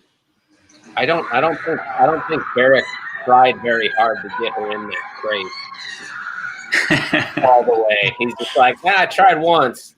Get the knife. Right. Right. Hey, Mike G, you've killed people, right? How hard? Yeah, tell us. Well, yeah, you have a low effort kill here, I gotta say. You should definitely crunch the knees into the crate. You could have done it. Could have done it. Low effort. Did you guys think about that? Were you like, this crate is kind of too big, like she can fit? I found it on Craigslist, and I had to try it out and make a video and send it to Ryan. Yeah. And people were like standing there, and I was like, I'm not sure if I'm going to take it, and budget was tight. It's not like I could get multiple, so it really had to be the right one. So you did the test at the Craigslist person's house? Yeah. You're like, excuse me while I get inside. Yeah, and I had them film me. That is so funny. I know. So many things like that. There's like, I feel like they were part of the movie. Yeah, really. Good thing they were in bugs. This is the question for Mike, I think. I didn't notice that. Ryan, is that on purpose? I don't know.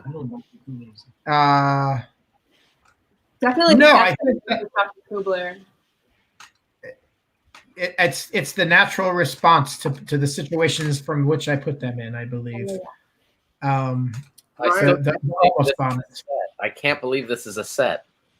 Yeah, there's actually so much vomit in this movie. It's really insane. There's a lot of vomit. There used to be more vomit, if you can even believe it. I don't know why. It's like watching when you make a movie that's 5 movies that you are sort of directing all of them. You start to realize the weird fetishes that you have by seeing the connective tissue, because you get to see them all in one movie. It's not like I got to watch several features to try to understand the things, but like there's so much vomit in this movie. I don't know why there's a vomit thread. I find it. So your Tarantino fetish is vomit, not feet. Yeah. Quentin Tarantino has feet. I have vomit, which is way less. Talk about these people running. What's up with this couple? I love this shot coming up. It's so Jeanette. It's like very delicatessen. Yeah.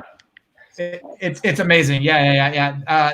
Again, it was like also that populating this world with these colorful characters that feel like they sort of stepped out of a Jean-Pierre Jeunet film, like characters that leap off the page or the screen, I guess, in a very short amount of time to have. Because that was the whole idea. It's like a world-building movie, and we're trying to create this sort of notion that like those two may go off and have their own horror story. Yeah. But also I want to really quickly introduce Ben Heathcote, who joined us recently. Ben is the first producer who worked on this project. He's the guy who helped me raise the money to do the Babysitter Murders way back in the day, and he is one of the leads of the Babysitter Murders, which you will see later.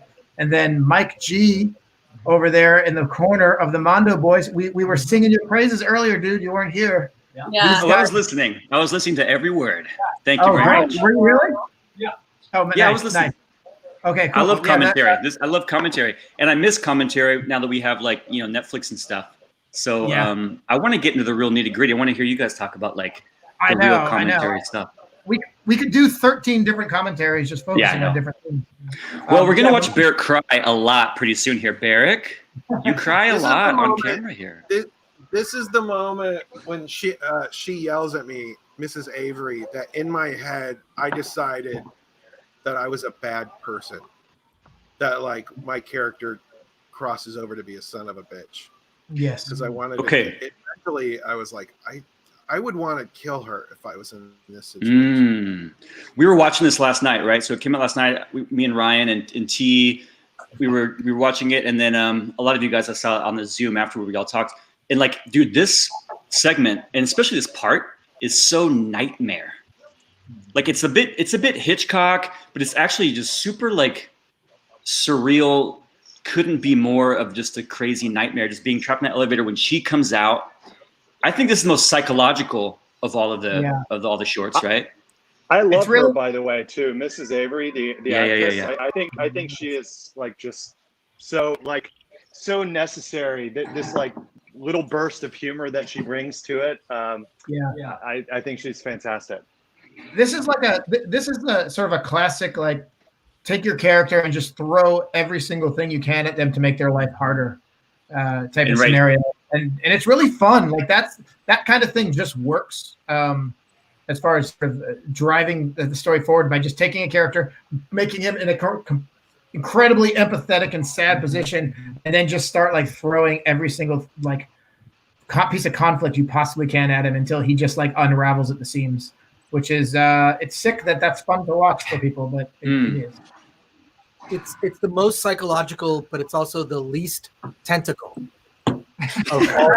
Psychological tentacle? Psychological tentacle? Is that a new genre? It's the least sexy by trying to go through the scene. It's wild trying to go through the scene because, like Ryan said, like he's trying to make it as hard for this character as he can do it.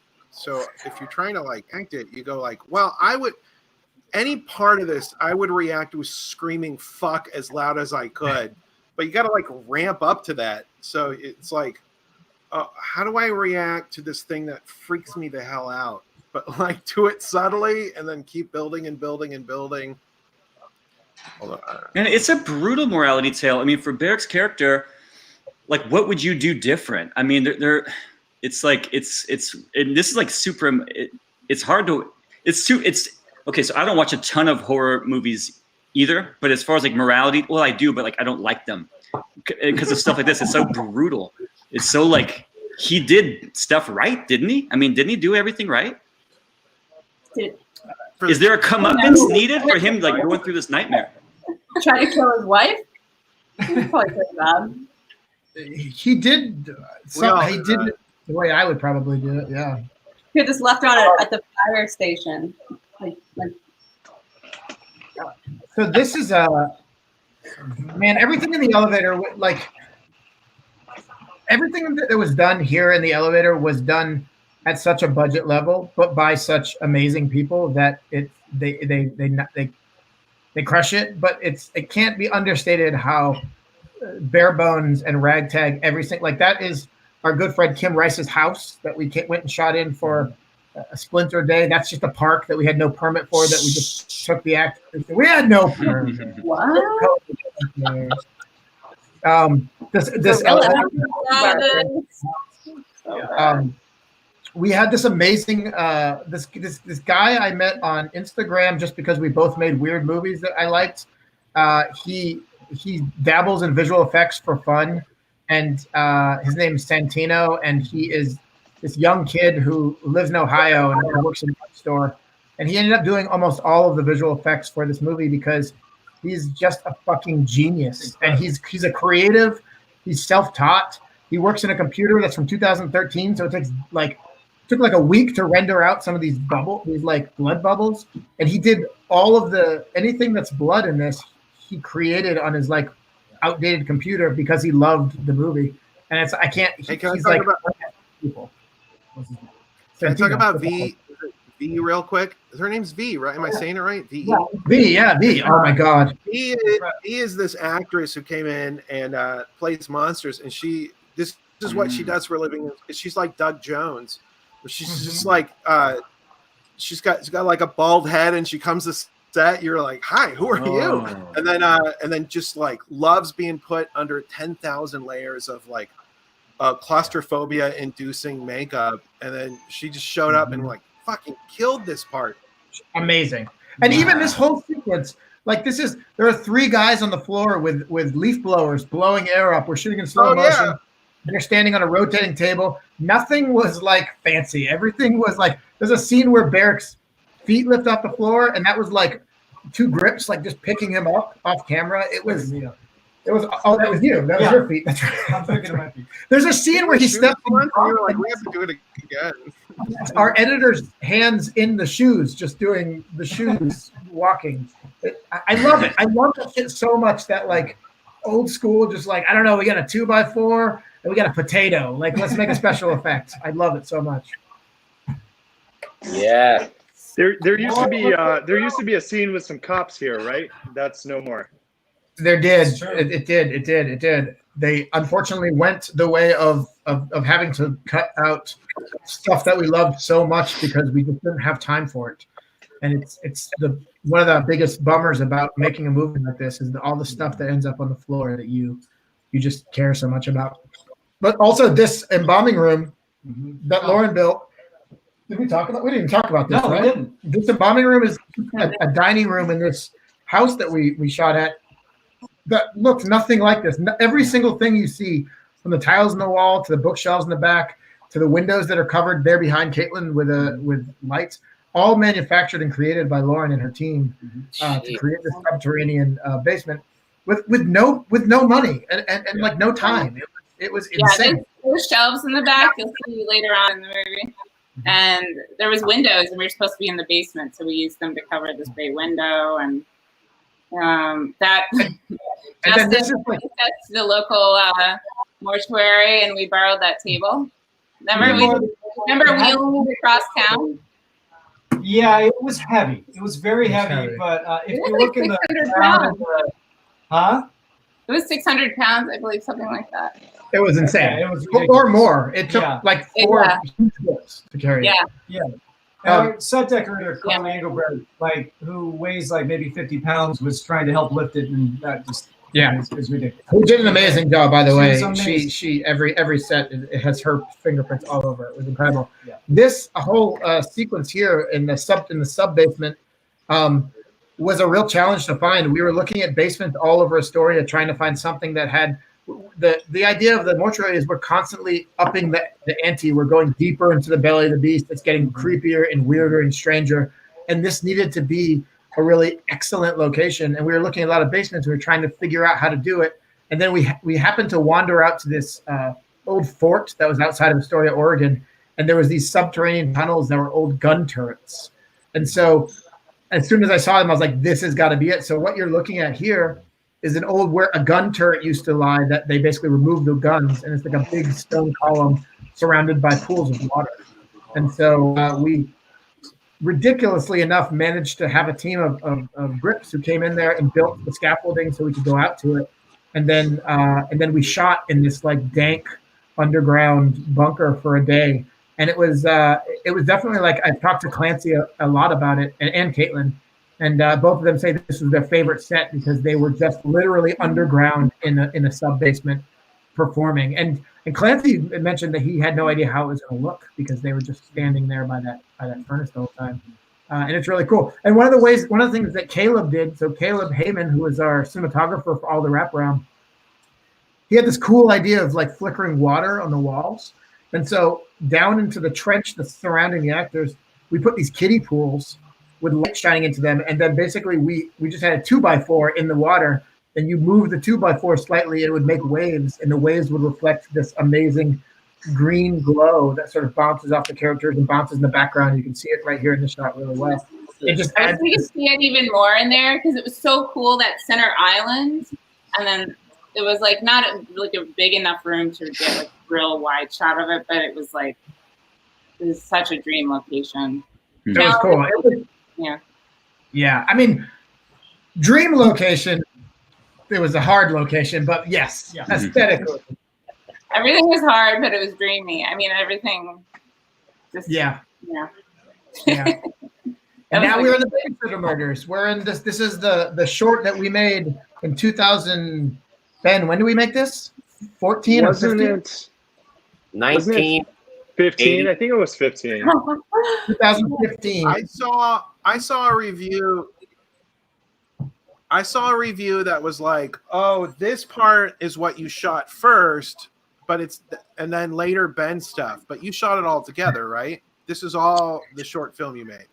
No, we actually shot the other stuff first, and then I went to Austin, Texas, and my friend Joe Nicolosi and his wife Stephanie produced. Oh man, we lost our light. Produced all of this slasher movie stuff separately. So this is all an entire Austin-based crew.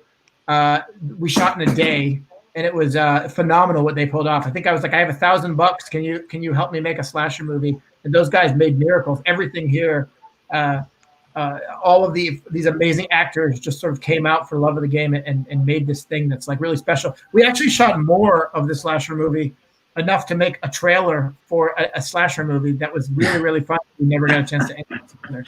But this whole segment altogether, the Babysitter Murders was made in 2015. We wrote this whole feature I wrote the feature as a single feature-length film, and then we took one of the shorts out of it, this one, and we did a Kickstarter, and we made this separately from the rest of the movie. So this had a partial separate team. And we took the most contained story in the movie, and we sort of shot this with Caitlin and Ben right here in Los Angeles a long time ago, actually.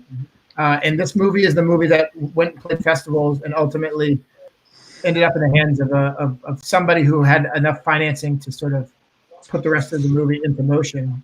Not really enough, but like more money than we'd ever seen. And it was a movie that started it all. And it's actually insane to watch because Caitlin in this shot right here was a newly married young actress, and then throughout the course of this movie, she goes from a newly married young woman to having one kid to being 7 months pregnant, sometimes in the same sequence. So she's lived an entire lifetime just in the making of this movie. I think that's like a testament to the insanity that it was making this film, which I don't recommend anybody.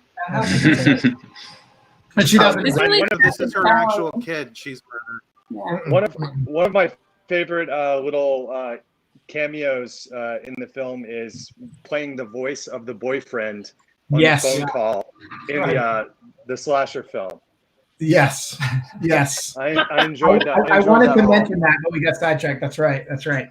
So this is the song that started it all. When we originally made this movie, Mike and Mike's Mondo boys were not the composers, but I called them up and I said I need a song that ripped, and they delivered this, and it ended up being the focal point of the whole movie, and not the focal point of the whole movie, but a very that's Barak. You mean Barak? That's the focal point of the whole movie. Barak is the focal point of the whole movie. But this working with this music is how we ended up getting this idea to do one original song that's like a centerpiece of every short. Ryan brought this up before you joined, Mike, but will there be a vinyl pressing of the Mortuary Collection? Man, it sounds like it, right? It sounds like we're going to figure out a way to do that. Because, I mean, yeah.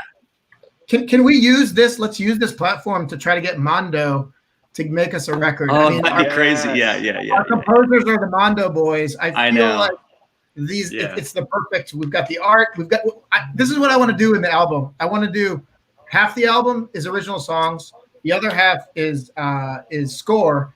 But in the way that sort of Vincent Price did the narration in the Thriller album, I want to have Clancy Brown do a creepy narration on our record to introduce segments. Love it. And it has to be color vinyl, right? Like some sort of blood splatter. Oh yeah, of course. I love Barak's appearance here. Did you think for a second like we're gonna have to redo this because since Barak is such a big part, and then showing up as a cop? I love that he showed up. It's awesome. It's great. But did you think like we might have to redo that? We did, and we actually reshot a portion of that, but we actually had some sort of problems with the lighting of the when we did it, and we kind of got backed into a corner. Because we had two cop characters that were amazing actors, Marissa and Tom, and they and it was another like last minute we have to cut him, we have to shorten it, so we had to go, unfortunately. But I think there are, I don't know if that's Barak in it or Barak's twin brother. Wendell. True. Good point. Well, he's really funny, whoever he is. So this is about to be a long one-er shot, Ryan. The shot that goes like all over the house. Yep. And again, this is Ellie Smolkin again, our original DP from way back in 2015.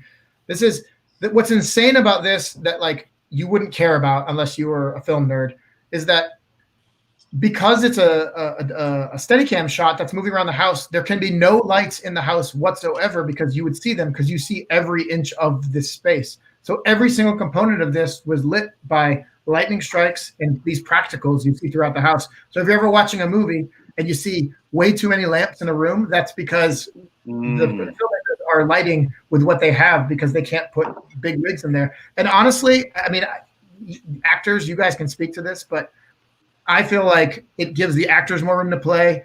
You get better performances than doing something where you have 13 silks and flags and lights and C-stands and clamps just all over the place. Does that apply to that big oneer, or does that apply to a lot of these shots, a lot of this coverage? The whole Babysitter Murders, actually. Oh, I didn't know that. The whole Babysitter Murders was designed to be shot because we had so much to shoot in such a little amount of time. Were you blasting through the windows a little bit? Oh, yeah. And then what we did with the windows is we built tents because we couldn't shoot at night. So we built black tents. Oh, right. Moonlight. But then I had this idea of taking PVC pipes and nailing them above the windows and drilling holes and adding a hose. So we had these PVC pipes that whenever we would do a shot, we would just turn a knob and rain would start to trickle down the windows. So we had perfect rain, lights, and lightning all inside tents outside this house, and all done for nothing. It's a miracle that this movie exists. I don't really know how. You have to talk to Ellie about how he executed it. And it's a lot of people's favorites. So Taco Maniac has a question. Oh yeah, go for it. We got this. It's gonna be vulgar. It's gonna be vulgar. Watch. Well, Ryan. Go ahead, Mike. I just wanted to say, like, what were everyone's remembrances of how spooky that house is that we shot this in? The basement and the upstairs were fucking crazy. So I got a story about that. So we couldn't afford security or anyone to like keep an eye on the property after we all left at night. So I would stay there at night on my own, and I would sleep with. I had a machete at the time, which I don't know. It was the only weapon I had. So I'd sleep on I had a little mattress, and I'd have my machete. And there was an attic. Do you guys remember? There's a creepy attic. And in the attic that we looked at, there was a bowl of marbles in the corner, which was just wrong and terrifying. And one night, I'm all alone. I'm sleeping there, and I wake up in the middle of the night hearing this click, roll, click. No. And I'm like, oh my God, that's a marble. And I get up, and there's a marble in the hallway. And I so that's my scary story. That and you use your machete and split the marble. No, I just turned on a fan and I drank 2 beers really fast and I tried to fall asleep. Good. Smart. Hey, it's Ben, terrifying. This is such a tough role, and like you got to seem like a bad guy and a good guy at the same moment. Yeah, really. Mm-hmm. So yeah, that was the difficult. That was definitely the difficult tightrope. It's like, you know, we can't give it away to the audience, and I think we were constantly aware of that. Like, and Ryan had the idea early on that like the character is hit in the face with that with the meat cleaver, and or the hammer. So you're hit in the face, and like I lose teeth so that you couldn't hear me speak like clearly. Right. So there was this idea that, you know, anytime I speak, you know, you can't make out what I'm saying because that could give away too much. But also to Ryan's back to what he was saying earlier about the goo and the blood. I mean, you know, not only did he want this character to be like bloody and beaten up, but completely wet the entire time. So we were constantly like doing these wet downs, just like spraying me with bottles like all day, you know, for the week that we were there in that house. But it was fun. I loved it. It was awesome. I mean, and this is like, I'd never done action before. And this was somehow we started putting this together and realized that it was an entire action movie. And it was really cool to sort of kind of learn how to do action on the fly. We had Lee Whitaker was our stunt guy who came in, who was, again, like everything in this movie, out of our league, but like really liked the script and came on board for nothing, I guess. He came in and he sort of trained Ben and Caitlin to sort of perform the stunts safely. And we actually had a couple stunt doubles too. Great stunt doubles, but I remember, and the stunt doubles were amazing. But I remember Ben and Caitlin did a lot of their own stunts. As we went on, you guys did more and more, and it was like so cool to sort of just play in that format and try to figure out interesting ways to do fight scenes, which is what this whole movie is. I mean, it's a whole movie that's a fight scene, and how do you keep upping the ante and keeping it interesting in a way that sort of doesn't lose an audience? And I think that was a cool challenge. And well, also this, Ryan, wasn't this set kind of like the frat house in the sense that like you had to paint everything, like everything on that entire floor, the kitchen, living room, the hallways, up the stairs to like even the first level. Yeah. Like even the kitchen. I remember the cabinets were falling off the walls and there was mold in the sink. It was rough. I know it looks like we just went in and shot at this cool house, but in fact it was remember there was a hole in one of the walls that was like the size of a Buick. Downtown Los Angeles. The house was really busted up, but awesome to look at.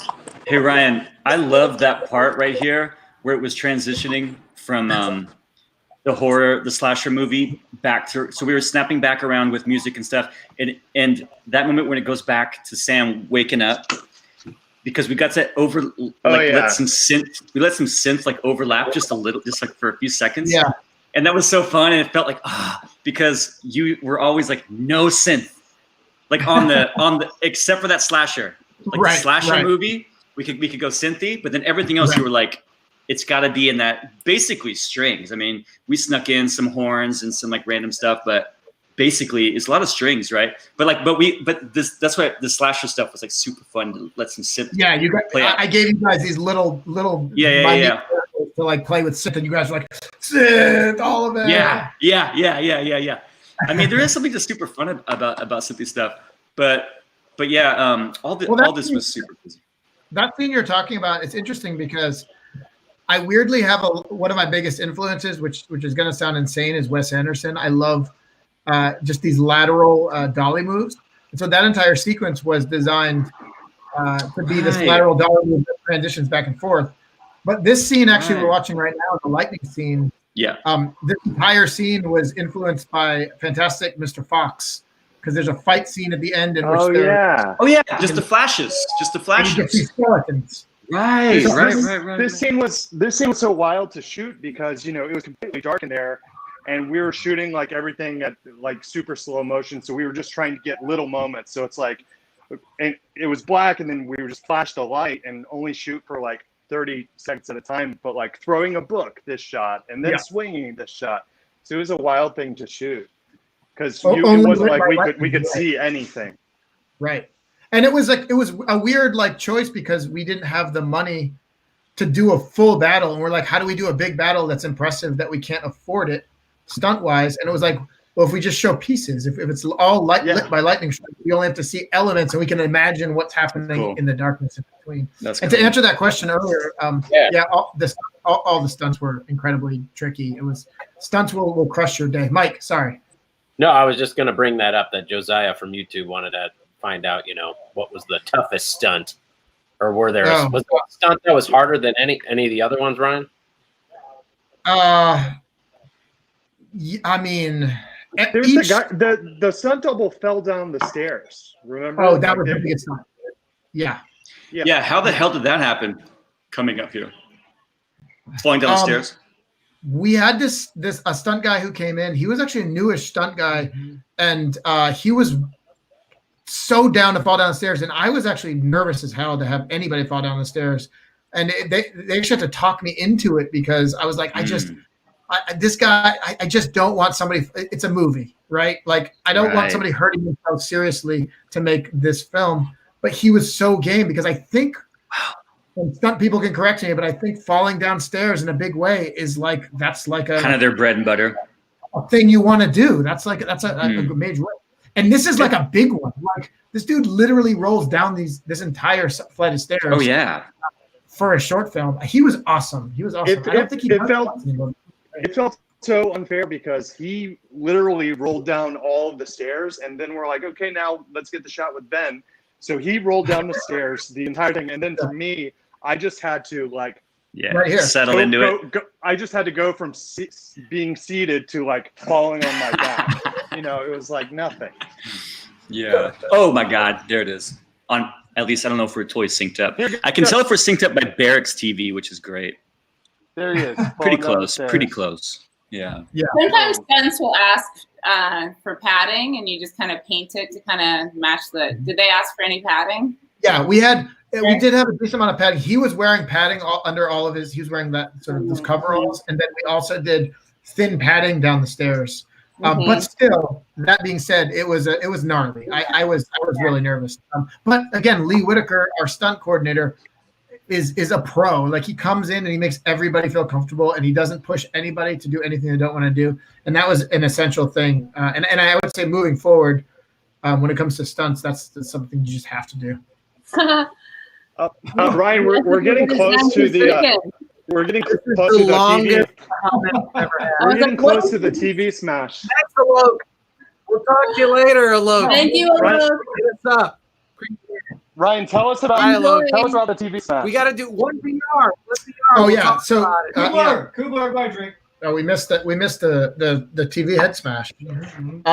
So the TV head smash was actually a thing that I had really in my brain when I first wrote the script, and basically I it's always trying to think of like, how can you up the ante and end the bad guy in the biggest and most interesting way possible.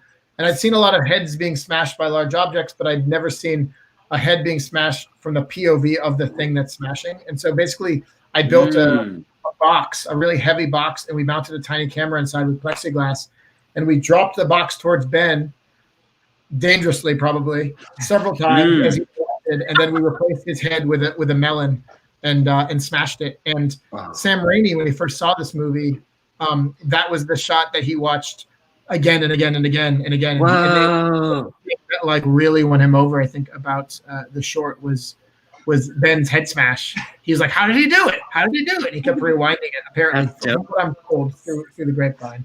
That's dope. Which is definitely the most gruesome. Like, that's definitely the most gore, I feel like, right? But honestly, the biggest like jump scare, well, it's not a jump scare, but the biggest moment as far as just the scare has got to be when Barak's character does the saw and she jumps out of the chest. Yeah. Like, right, as far as like audience reaction, just like moment, because it's the most jarring. And this one, you kind of expect it, and it delivers a crazy, gruesome thing. But as far as just like what gets you like yelling, probably, and I think we watched it last night. Didn't Evan didn't he like legitimately jump? He did. But yeah, that's probably the biggest jump scare. We haven't been able to watch it with the audience that much, besides for me, Fantastic Fest. Fantastic. So I don't know how, like, if people have been able to watch it with people to get like their biggest jump scare moments. Yeah. Teeth.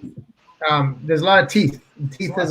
Put teeth up there with tentacles and vomit in my in my repertoire of things that I continuously put in my movies. It was the craziest thing. Right when we got to town, we went to this antique store in Astoria, and they literally had a bowl of teeth. Wow! Literally a bowl of teeth. They were mounted on little pieces of paper and like, aligned with like numbers specifically. Right. So weird. What are the chances? Yeah, I guess that. When Clancy finished shooting and he left Astoria, he gave us all wrap gifts, and I got an envelope that said my name on it from Clancy, and I opened it, and it had a set of baby teeth in it. Oh, Clancy! Those are from that store. Oh, jeez. From that store, yeah. Of course, I ate them because that's what you do. Yeah. Okay, I have a question, Christine. Yeah. You played like 5 different characters in the movie. You could pretty clearly play a lot of different. What's the one that you would want to play? What's the one that would be the most daunting? Of all of these? Yeah, like just to jump around. Not of the ones you played, but like to jump around to a different one. Like the female characters, or like all the characters? Yeah, whatever. Yeah, whatever. I mean, I think Sarah Hayes was like really daunting because she's like, and it's just like everything that's going on inside of her that she's able to express without being able to move is just like crazy to me. I think Barak's would have been really interesting to do. That's the most emotionally wrought. Like, dude, so raw. That's complex. That's a challenge. That would be cool. Yeah, Wendell. Or maybe Ben's the babysitter. Or like I know. Caitlin's role would be cool too. Clancy's role does make. Yeah, I think Barak's is probably maybe the hardest. Yeah, I'm looking to challenge myself. Why is it hard? To like have to justify killing a loved one. Yeah. So easy. It's so easy. After the first one, you don't have to think about it. You don't have to like reason it out. I'm a little worried about you, Barak. You doing okay over there? I want to talk about this library here. I love this conversation, but I want to talk about the library because this was this insane feat. When we were originally going to shoot this in Montreal, and I found this amazing library up there that I would become so obsessed with. I wrote the entire climax of the movie based around the circular old library, and then Montreal said we couldn't shoot there, and so we basically, when we regrouped, we went to Astoria. That scene was in the movie, and so then it became, how do we find a circular library in Astoria? And we could not. They don't exist. We couldn't even find old libraries. And so this library that you're seeing here was constructed by Lauren and Harrison and a team of volunteers in a roller skating rink in the middle of town that was used Friday nights. Roller skating rink? So as they were building this set, kids were roller skating it sometimes around the set because they couldn't cancel it because it was a roller skating night for underprivileged kids. So that was Robin, who is our connection in Astoria, who crushed it and gave us. She's one of a billion people who were just the best. But what we had to do to create this thing, because we really backed into a corner, and we had to finish the movie, and we didn't know how to create this thing. We didn't have the money to build this massive set. So for the first time in the movie, we had to lean into visual effects and build a partial set and sort of build the. All right. Hey, Noah.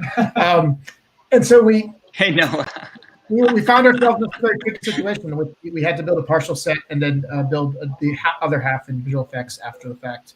And I think what Lauren and Katie as well, who painted these murals, actually in the area where Caitlin's standing now, in the rotunda of the library, there are 4 murals on the walls, and each mural is a different representation from a different story in the movie. With the title of the movie written in Latin underneath, which is like one of the coolest things that nobody will ever see.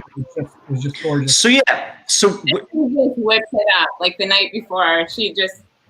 So when we got this footage, it was green screened out. You know, this was a major visual effects. So Lauren, what is it like when you have to communicate to a visual effects group that's essentially doing, art direction?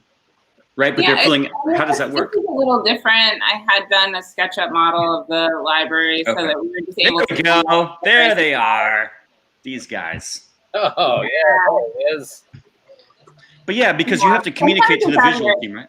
It's very much a thing that gets out of the production designer's hands very easily because often we're not on in post. But so you gave them the conversation that is often had is that. Unless, everything's sort of concept, done with concept art before while the production designer's on and there's very thorough planning, sometimes the film can get away from you a little bit. You're not there when those decisions are being made. So just like your taste of a Marvel movie or something where visual effects teams take over whole sequences and wait, I gotta design this. Suddenly that has nothing to do about what we talked about conceptually for the project. And it's just, all right, it's big, it looks cool. But a lot of the visual effects houses, they don't look at the production designer's original research and things like that. They just kind of they're used to just kind of doing the thing with broad strokes and not thinking about the details necessarily. So it was fun for me to see how this ended up because we built the hallway and one long hallway and then a little rotunda area. And then we had Clancy stood on a platform overhead, but then we matched that platform on the school stage.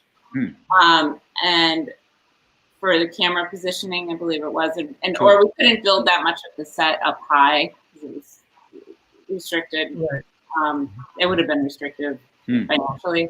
So we had to match the set. And then I didn't know how those pieces at the end were going to come together. And a lot of this, you just have to I trusted Ryan so much. Yeah. He's We such could do a whole other, I could make a documentary about the nightmare that was both building that set and also trying to execute it in post. But I want to point out this scene we're watching here, because this is Santino Vitale again.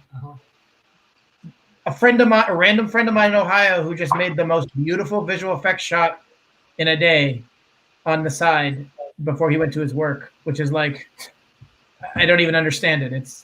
He created so much in this movie, and like I owe him so much. I owe everybody so much, but he did it as a friend, which is something insane. Anyway, everybody did it as a friend.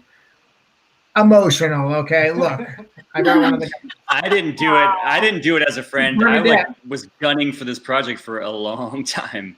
I knew it was going to be awesome. Yeah. So wait, who's this little guy? Who's your friend? This is Bernadette. She is one of our creepy kids in the end. This is one of the actual puppets used in the movie, which is built on a real child skeleton, which I think gives it an authenticity. Oh, we don't want to know that. That's creepy. Yeah. And then Aaron did that, right? The puppetry. Aaron did all the puppetry. Yep, he did, and it was built by ADI, Studio ADI, which we haven't even talked about them, the special effects team that made everything you're seeing come to life for pennies, and it was incredible. They don't charge pennies; they charge a lot of money. So if you want to hire them, pay them all the money. But they did us a favor and came on board this and made something cool. Yeah, really cool. I want to ask a question to Mike. This is like totally not relevant to what's happening in the story right now, but like in Emma's and Jacob's, I feel like the music was really like Western feeling. Is that in my okay, definitely that duet song is right. It kind of Western. I don't think we thought about that for the rest of the score though. But yeah, that tune. I mean, that tune is totally. Yeah, what were we talking about, Ryan? With the duet song at the party, it's like. It was definitely Western because it was swagger. It was going to be about swagger for him. And there was a Western thing about the pathos of whatever was going on. We listened to that. I remember that Dolly Parton duet. What's the Dolly Parton duet? Was like one of my examples that I sent you for some reason. I don't know why. Yeah, I don't know because I don't want to get sued, but it was something. But do you think, Christine? Do you think the rest of the score of that section was kind of Western? Christine? Great. Christine. The old cold shoulder. That's called the cold shoulder, Mike. Christine. He's got to move on. Christine. Mike can you hear me? Very well.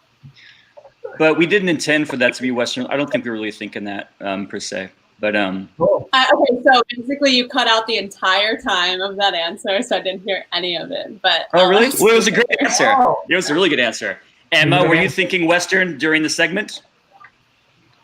No, I was not. I've just first time I've even thought or heard or thought about that. No, I feel like it's just. But Emma was. Emma was. Oh, Emma was. No. What do I say? I don't know. Yes. What's cool about these credits is that like Katie Simon was our one of our two art directors, and she is responsible for so much of the artwork, like the stained glass windows, the paintings on the walls. The drawings in the books. She did everything, and she did all this amazing concept art that we didn't get to use. So I actually put some of it into the title sequence here in the background. You see Finkman's prophylactics right there. But like her fingerprints are all over this movie in a way that the Raven's End sign. I mean, everything that has that sort of gothic, interesting flourish came from Katie, and yeah. She's great. I can't believe it took this long to talk about her, but yeah, she's awesome. What about costumes? Oh my God, Tammy. Tammy's been working on my movie school at FSU, and she's an incredible. Of course, to costume an entire just the one party at the fraternity house, to costume that by itself, it is an overwhelming task for any costumer. Yeah. Imagine doing that 5 times on 5 different segments. She always showed up and like. Crushed it. She worked hand in hand with Callie to do some of the makeup and hair too when we got really up against the wall. Okay, and what about editors? Let's get into these editors, guys. I gotta talk about Savannah, who did all the costumes in Astoria. If I start getting into it, I'm gonna talk. There's so many people. Editors, we had Eric Ekman, our old school good friend who was with Babysitter Murders from the start. He's a mad genius. And then when his wife got pregnant, he had to leave the project. Joe Shahood took over and brought us over the finish line. Also, Gates. Gates, our good friend Gates Bradley came in and he did all of the finishing and sort of brought us, picked up the little here and there. I'm just going to tell you about everybody on this list. Let's rewind the list. Yeah, this was a cool experience for me because I come from like the commercial world. I act in commercials, and then you like work a day and you meet some really talented people and maybe make something funny that looks cool, but like nobody's heart is really into like Aquafresh. And then we all just go home, and then we don't.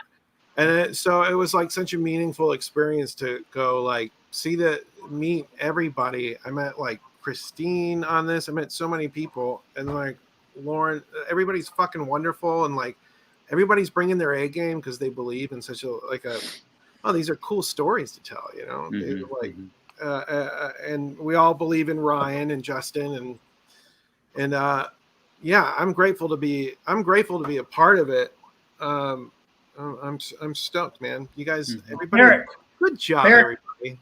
Do you think we could win some of those awards that you won for Spell? Talking to this guy.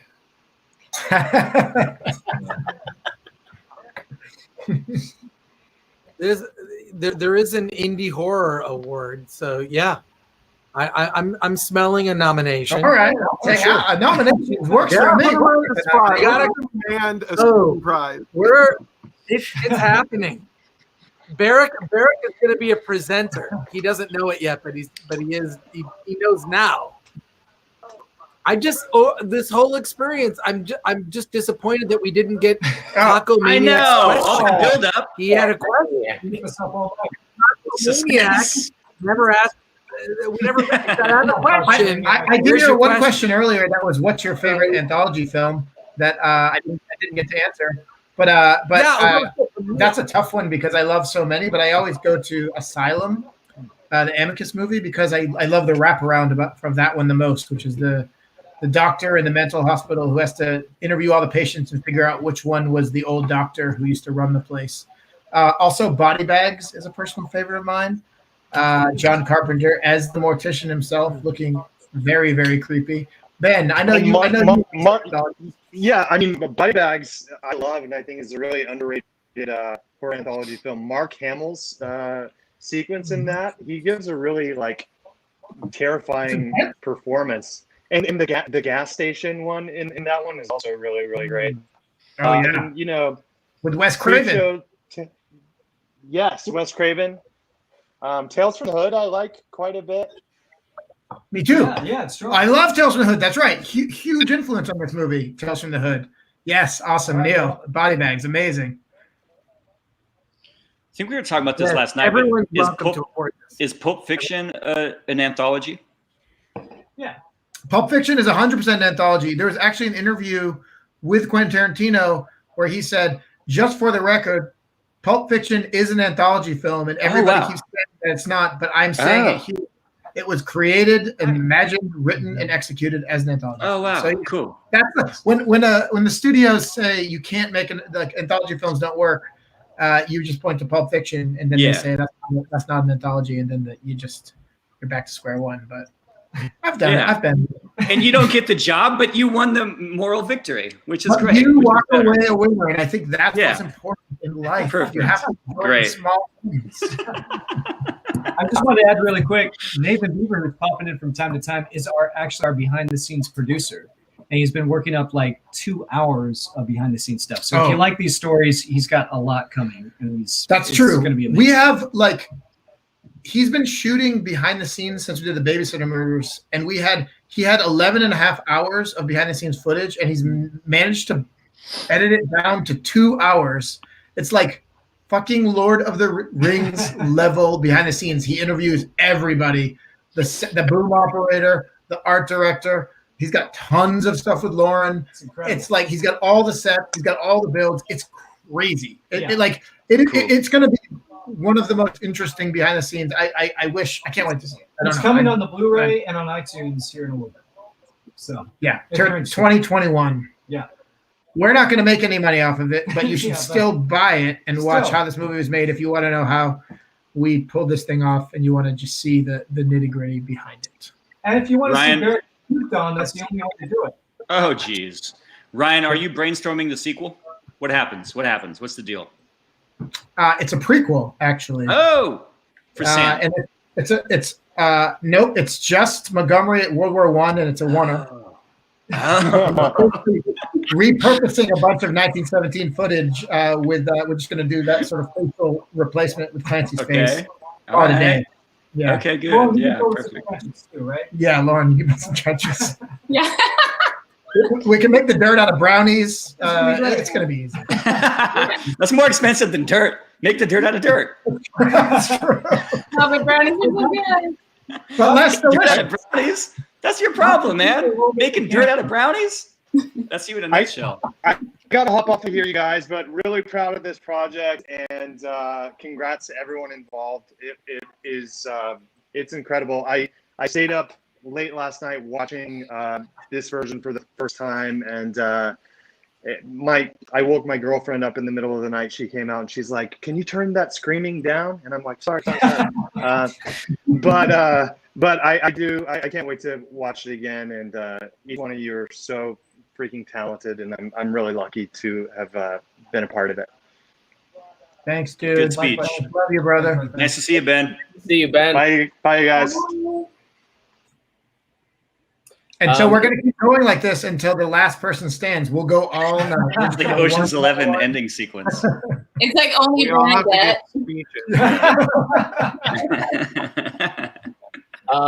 Ryan, in this World War I prequel, is there a bespectacled medic that shows up from time to time in the trenches?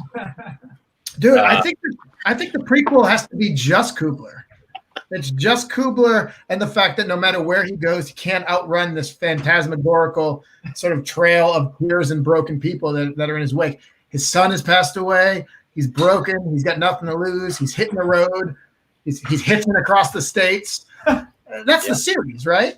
Yep, sure. I feel like he's a salesman. Like he's like the way you walk in the room with a briefcase and the amount of bills you gave Barak, and yeah. Hey, if Mike and I get as jacked as Jacob does, can we both be in a sequel or a prequel or something? Yeah, I mean, I think that would make sense for you to just play a totally different character and we don't acknowledge it whatsoever. Yeah. Just like really ripped. It's just it's just basically like a Magic Mike sort of riff, but like with some monsters. Magic Mike anthology series. Mike, let's get a trainer. Let's get ready. Do it. That would crash. And then Emma, you have to just get obese so we can like we'll flip it. You gotta transform somehow. Yeah. You want to come back. Lauren's gonna make a bunch of brownies for the trench, so you can just eat the brownies. Yes. Hey Emma, so for you, what was the biggest surprise watching it? I think a lot of us have we've been living it for 5 years and stuff. I imagine to some degree for you, you did your piece. And kind of that was it for a long time. So watching back, what's the biggest thing that sticks out as the thing you didn't expect for this movie? There were a few. I met Mike on set, and I thought he was just the doctor. I didn't have any scenes with him, but I think it was like a day of overlap. And then watching it, I had no idea that he was in all the other shows. Surprise! Yeah. And then I think the tone of it, I don't know if I usually skew into more dramatic things, or that's just how I read things, but I was honestly surprised by the humor of a lot of it on the day, and then watching it back, I was like, oh. I did a terrible job then. Yeah. Then I did a terrible job. I have to do a better job at conveying that to my actors. That's funny. I would have never known. But I like that, because there was sometimes you are doing something that's like a sort of a little bit of horror and a little bit of comedy, and actors come in and they just go right to the hard comedy. And I've actually worked with actors before where I spend most of my time just trying to get them to stop playing it funny or big. So I prefer all my actors to think that it's a very serious drama. And then let it play that way, because I think it works so much better. But that's so funny. I didn't ever realize that. Yeah. There was also that one shot that I thought for sure would make it, because when I come in and I see Jacob like splayed out on the table, we had so many takes of that like scene, and then like I think in a moment of like genius, you were like, why don't you like walk up really close to him and like it's gonna look like you're gonna apologize and everything's gonna be fine. Right. The kiss, the belly, and then walk away. Oh my god. Right. I loved that. I thought that was, I never would have thought of it myself, and I was kind of sad that it wasn't in there, but maybe it worked.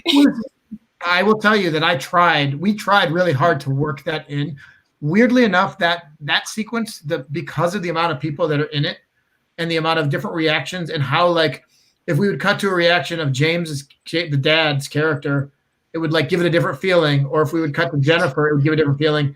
And the big thing that we realized is we needed to this weird balance of everybody. And I remember we kept trying to make the kiss work because we only shot it once. We had one take with the kiss, and then it was and Jennifer had a great reaction too, because you like lean in, you kiss the belly, and then Jennifer's like, huh? And it was amazing, but we couldn't make it fit into the puzzle, and it was so sad. But I'm glad you remember that, because when we did that on set, that was one of those moments where I was like, oh, this is the thing I never thought of, but this is going to be amazing. Emma, I have a follow-up question, because you're no stranger to horror. You've been in some horror films before. Do you like horror as a genre? I've learned to like it, which is probably not the answer. I know what I should be saying. It's better than I hate it, I guess. Yeah. Well, to be honest with you, I took like one film class in college, and the only thing that would fit in my schedule was like horror film, and I was like, oh crap, like I don't want to be in this class. But that led to like I guess like knowing a lot of the fundamental movies on an academic level, not like on a visceral level, but like all the scholarship about them, and then that led to working at Blumhouse, and that's how that just sort of happened. Right. That class fit my schedule 6-7 years ago. And I had no idea you had been in a horror movie before this. It wasn't until I'd seen your tape and I looked you up and I saw you had worked with a friend of mine on another film, the producer, and I called him up and I was like, Emma, what do you think? And he's like, she's the best. Hire her, please. Just hire her right now. He just could not stop singing your praises. I was like, well, it's a no-brainer. But I didn't even know. I didn't know that you had done horror at all. I just saw like the audition tape was just like your audition tape and Jacob's audition tape both like sort of leaped off the screen for us. And I think you are the only people we cast from tape, actually. Ryan, is it true that when people send in audition tapes or just audition, it's when they're doing something different, like 500 people are just doing kind of the same thing, and then one person brings a different take, and that's just the one that. And it's not just charisma; it's like they're just taking it differently. Yeah, I mean, I think you can fall into the trap where somebody just does a different thing, and that's the thing that sort of appears. It makes them seem to stand out. Yeah, yeah, and I do think there's some truth to it. I think it's an ownership and a creativity, because I think the best actors I find are the ones that like you sit down with and they bring something to the table that wasn't already there. I think there are a lot of actors and what they want to do is they will execute what you have in mind exactly how you want it. And that's great. Sometimes that's like a gift from God, especially in TV. Sure. In movies, when you have a little bit of time and you're kind of crafting the story together, you want a collaborator. You want somebody that brings something to the table that's maybe something you didn't see. Like you don't hire a cinematographer and then just tell him where to put the lights. I feel the same way about actors. You want them to sort of bring their perspective and you talk about it and you find a way. And I did that with all of you guys. I mean, I remember specifically Mike and Barak, we had long conversations and rewrote entire scenes based on, actually Emma, we did it with Jacob as well. Yeah, I remember. With that whole meeting. I think the whole like, I'm here to get laid, oh, me too, came from just us three talking about it.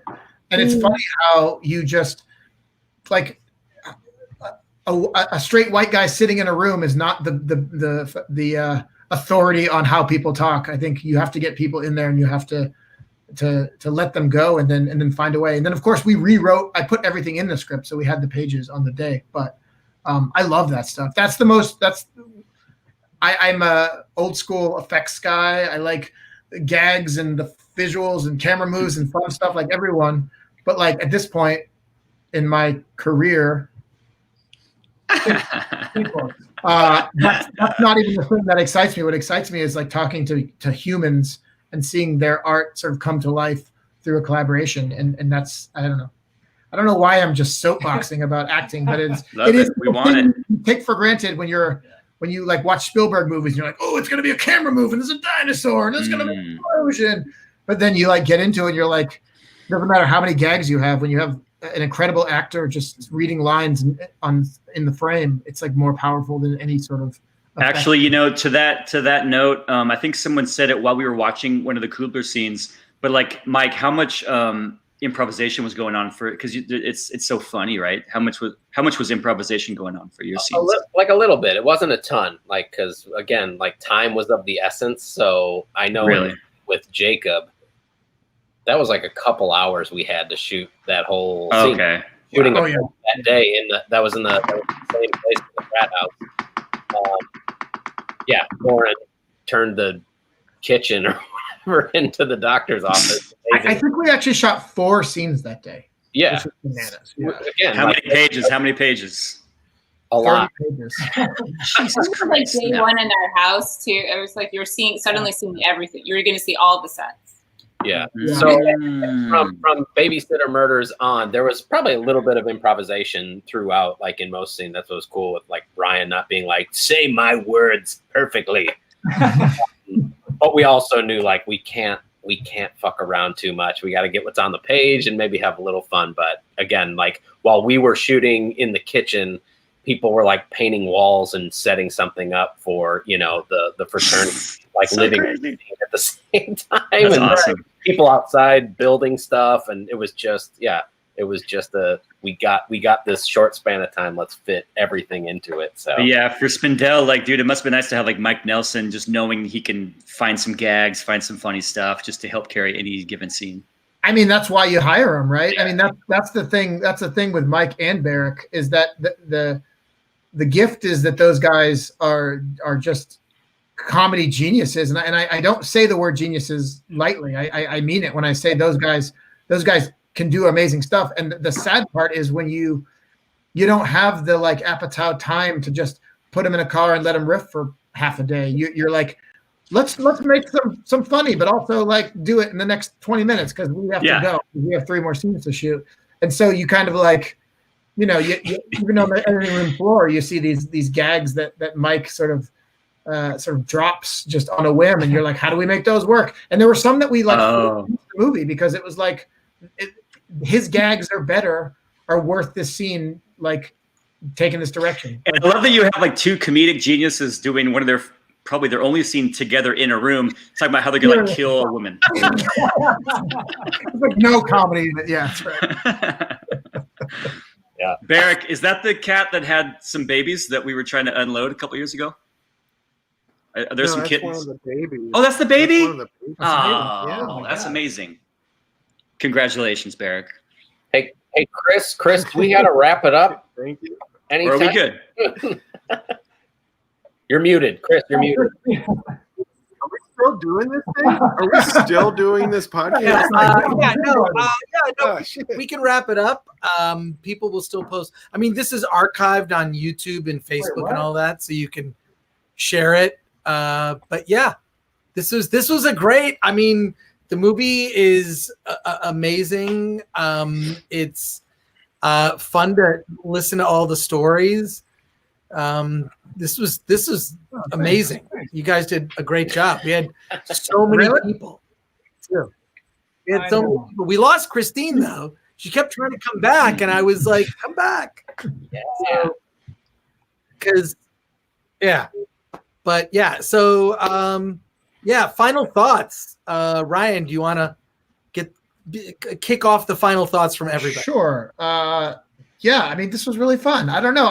I was hesitant about doing this watch party, partially because what I really want people to do is watch the movie and then see this later. And I hope that that's ultimately what happens. I hope people watch the film, see it for the first time, and then come back to this.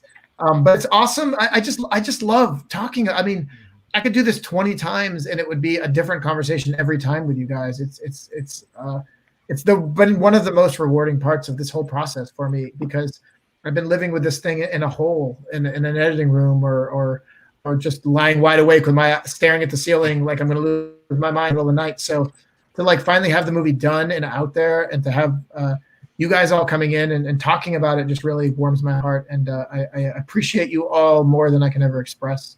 And thank you for showing up tonight and talking with me about this movie. And now everybody has to give a speech like that. No, I'm just kidding. Ryan, you're way buffer than you'd think you'd be. Just seeing you, you're really fit, and your beard's real cool. You got a cool girlfriend. Well done. I'll take it. Awesome, guys. This is so cool. Thank you guys for showing up. Oh my God. Thanks, guys. This is so fun. Thank you, Film Threat. Film Threat. That's right. Yeah. Thank you. Yes. No one noticed that I changed my shirt mid-show. I had an orange shirt at the beginning. Oh. We all noticed. We just didn't comment on it, but we all noticed. I did notice. I just thought I had missed it at first. I was looking at it. It's very Or cool. you thought you were high like Barry. Yeah. So Yeah. I was still waiting. I was still waiting from the Taco Maniac for his question. Taco Maniac. I want to ask a question. Taco Maniac. Where are you? I don't know. With a name like Taco Maniac, I can't imagine it would be a question you'd want to answer. I think we'll leave it there. Thank you so much, everyone, for being involved in this. This was a fantastic watch party. It's also just the Mortuary Collection is something. It's on Shudder. It's preserved forever in film history as one of the great anthology horror films. I can't thank you all enough for being a part of it. This will not be the last watch party, because